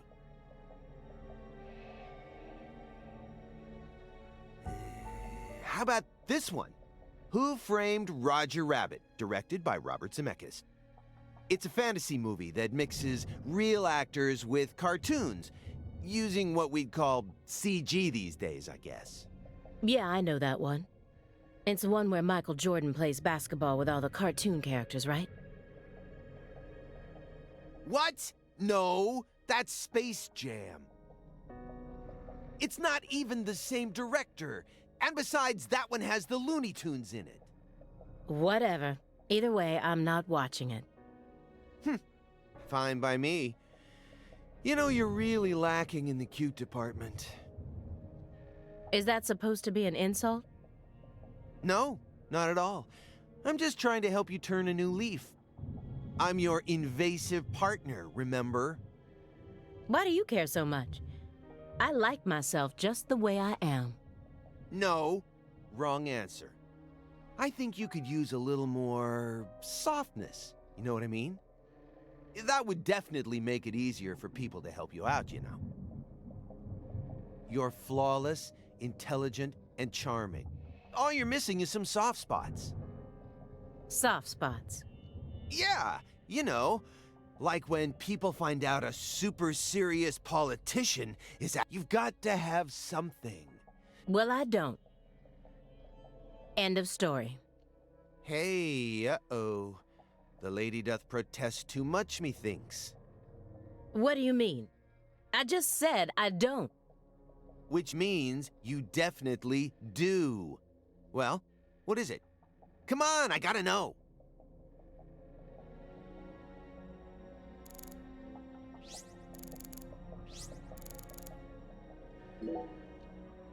Ready to spill the beans, Aaliyah?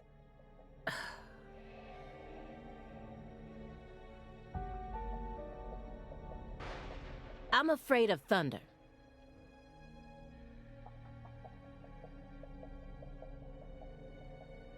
Happy now? Katrina? All right, I'll stop. Good. Now let's get back to the investigation. No. Hold on. Now that I think about it, that doesn't really qualify as a soft spot. What I'm looking for is more, how should I say it? Adorable? You know, something that would make you blush. There's gotta be something. Please, I'm begging you. I love koalas. They're just so cute, I can't resist them. All I need to do is look at a picture of one and fuzzy wuzzies swim all over me. I mean, the way they look, the way they're shaped, the color of their fur, I mean, even down to how they only eat eucalyptus. I just love everything about them. Once I get some time off, I'm gonna travel to Australia and hug one for real. That's one of the top 5 goals on my lifetime to-do list right now. This conversation never happened, is that understood?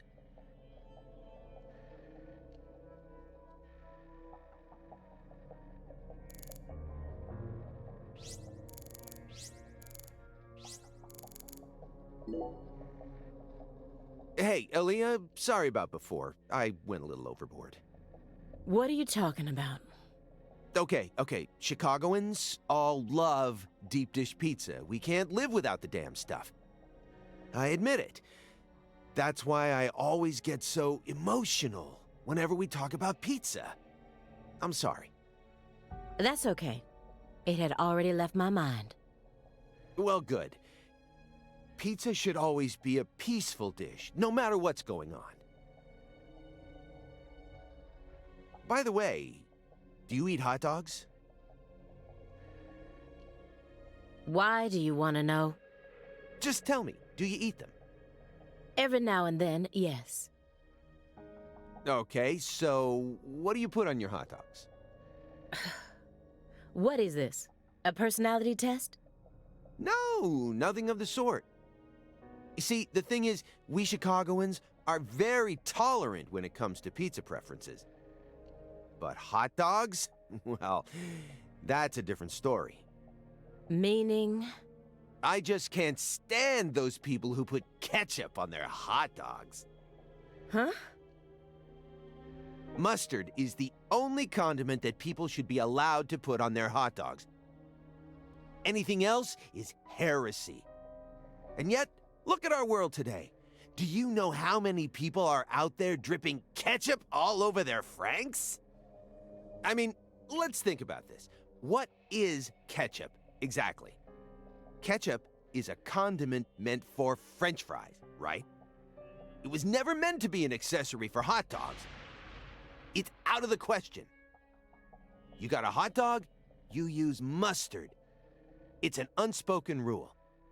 So, Aaliyah, lay it on me. Are you one of those degenerates who puts ketchup on their hot dogs?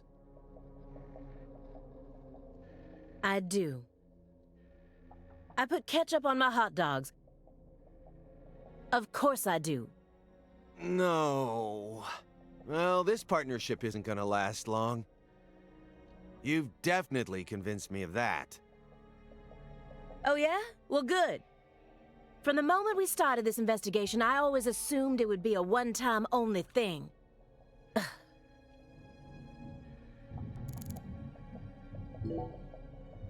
So, why did you decide to take this case?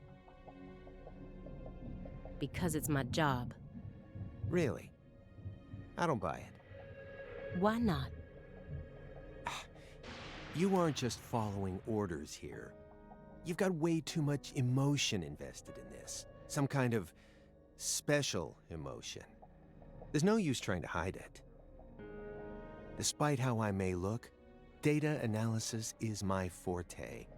I don't mean to be nosy, but would it kill you to confide in me a little? I didn't manage to live this long simply because I'm fiendishly handsome. And besides, we're going to be tiptoeing across a thin line of legality with the rest of this case, so I'd prefer to have some probable cause. That way, at least I can back you up when you need me to. There exists in the world a single path along which no one can go except you. Whither does it lead? Do not ask, go along it. You're pulling out Nietzsche at a time like this?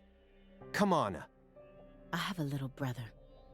After overdosing on a certain drug, he was thrown into rehab. He's been clean for 2 years now, but he still won't utter a single word. All day long, he's plagued by hallucinations.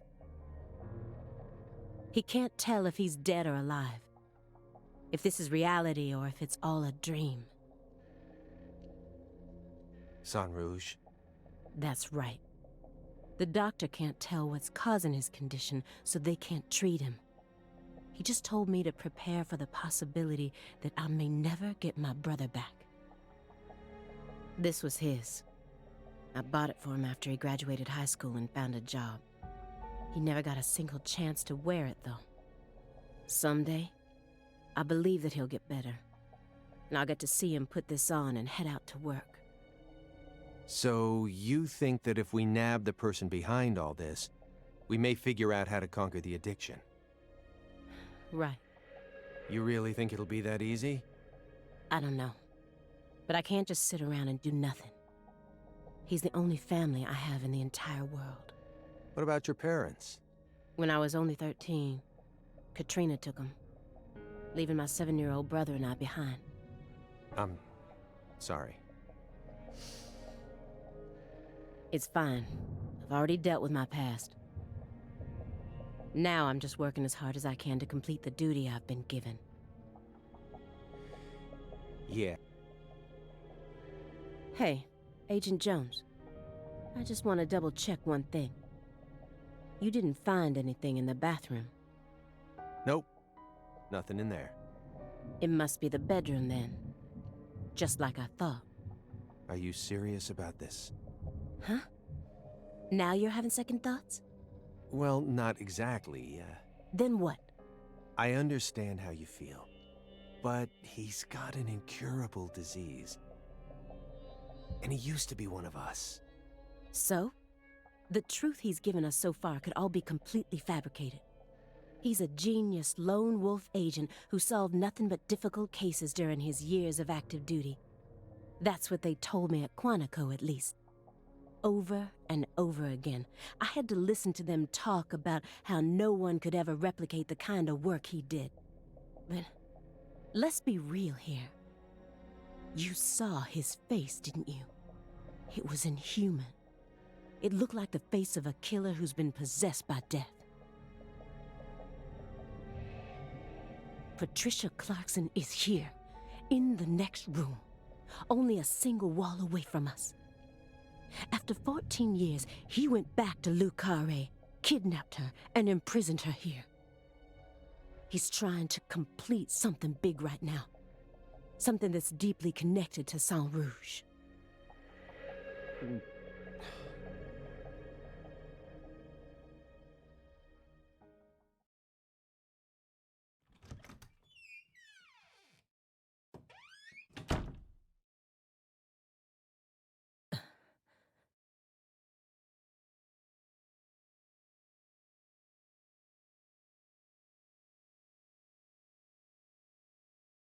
What is all this?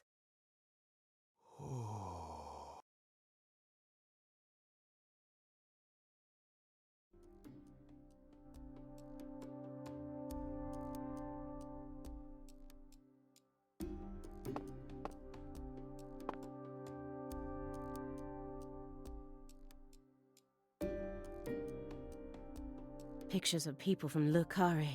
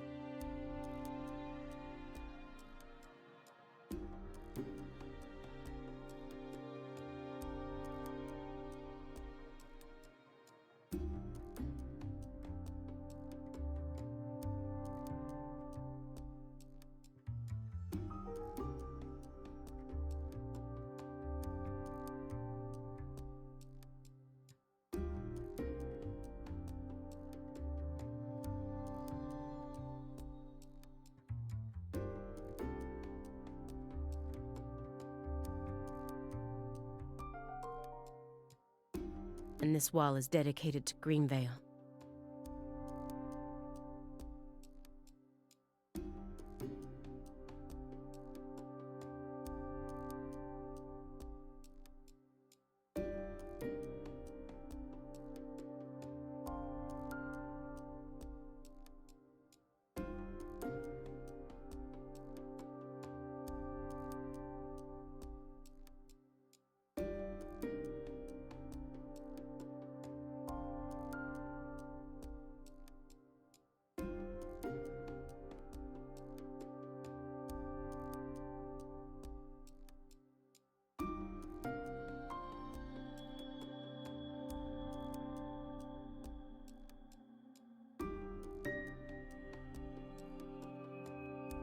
All the deceased have been crossed out. Sheriff Melvin Woods?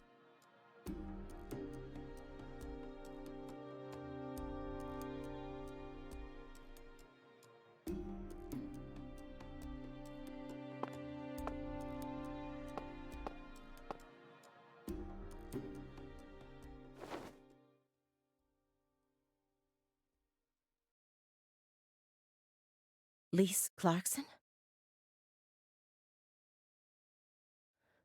Where's Patricia?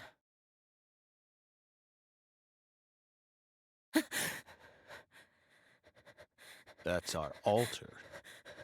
What are you doing?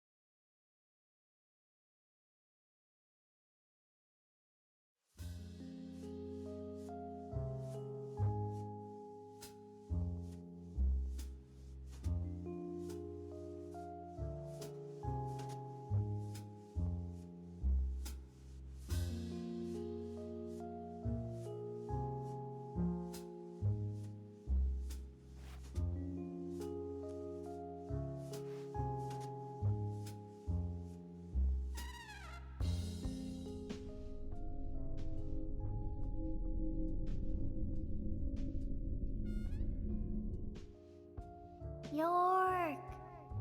Agent York! York! Agent York! York!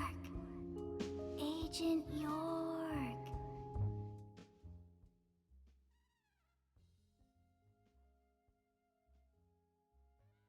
Hey! Agent York! Agent York? Hey! Hey, Agent York.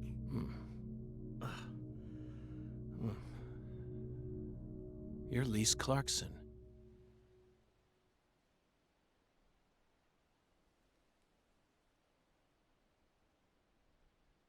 What's wrong? You're acting weird.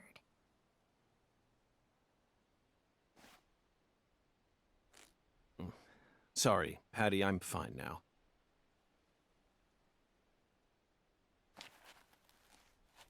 More importantly, do these red seeds come from some kind of plant that grows around this area? I don't know. What do I look like, a botanist? This isn't your average backwoods town. The Clarksons' ego and control has been piercing the town's heart like a massive dinosaur bone. But over this past century, time has been busy eroding the beast's power from within. And now, the very thing that once fortified this town is polluting it with putrid gas and rotten marrow. Zach, this is the point where it all collapses.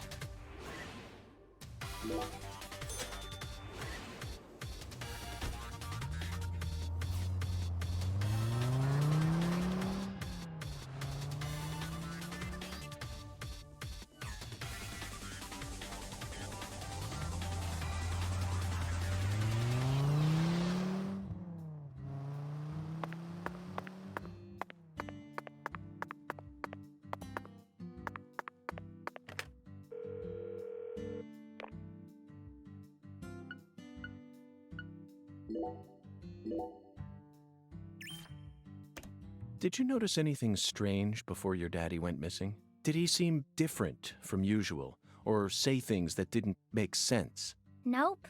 He was the same as always. We talked a lot. I reckon he was in a better mood than usual. Almost even too talkative. Zach, she's putting on a strong face, but it's clear that she's very worried. Let's try and cheer her up a bit. What's the best thing to say in times like these? You don't need to worry about me, Agent York. Let's just focus on the work we have left to do. Unfortunately, it looks like your parents disappearing is connected with this case somehow.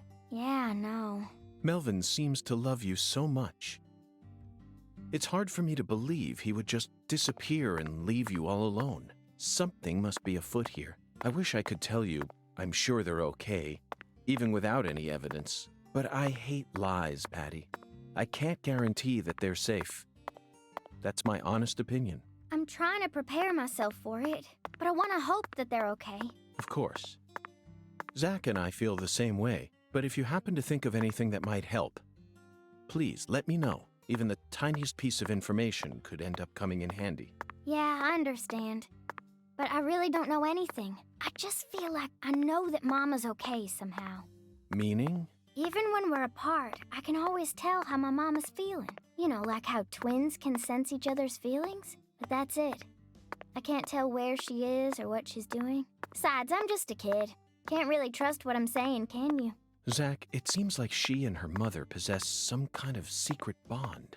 But we shouldn't try to force it out of her. Yes, you're exactly right. Let's just keep our eyes on her for now.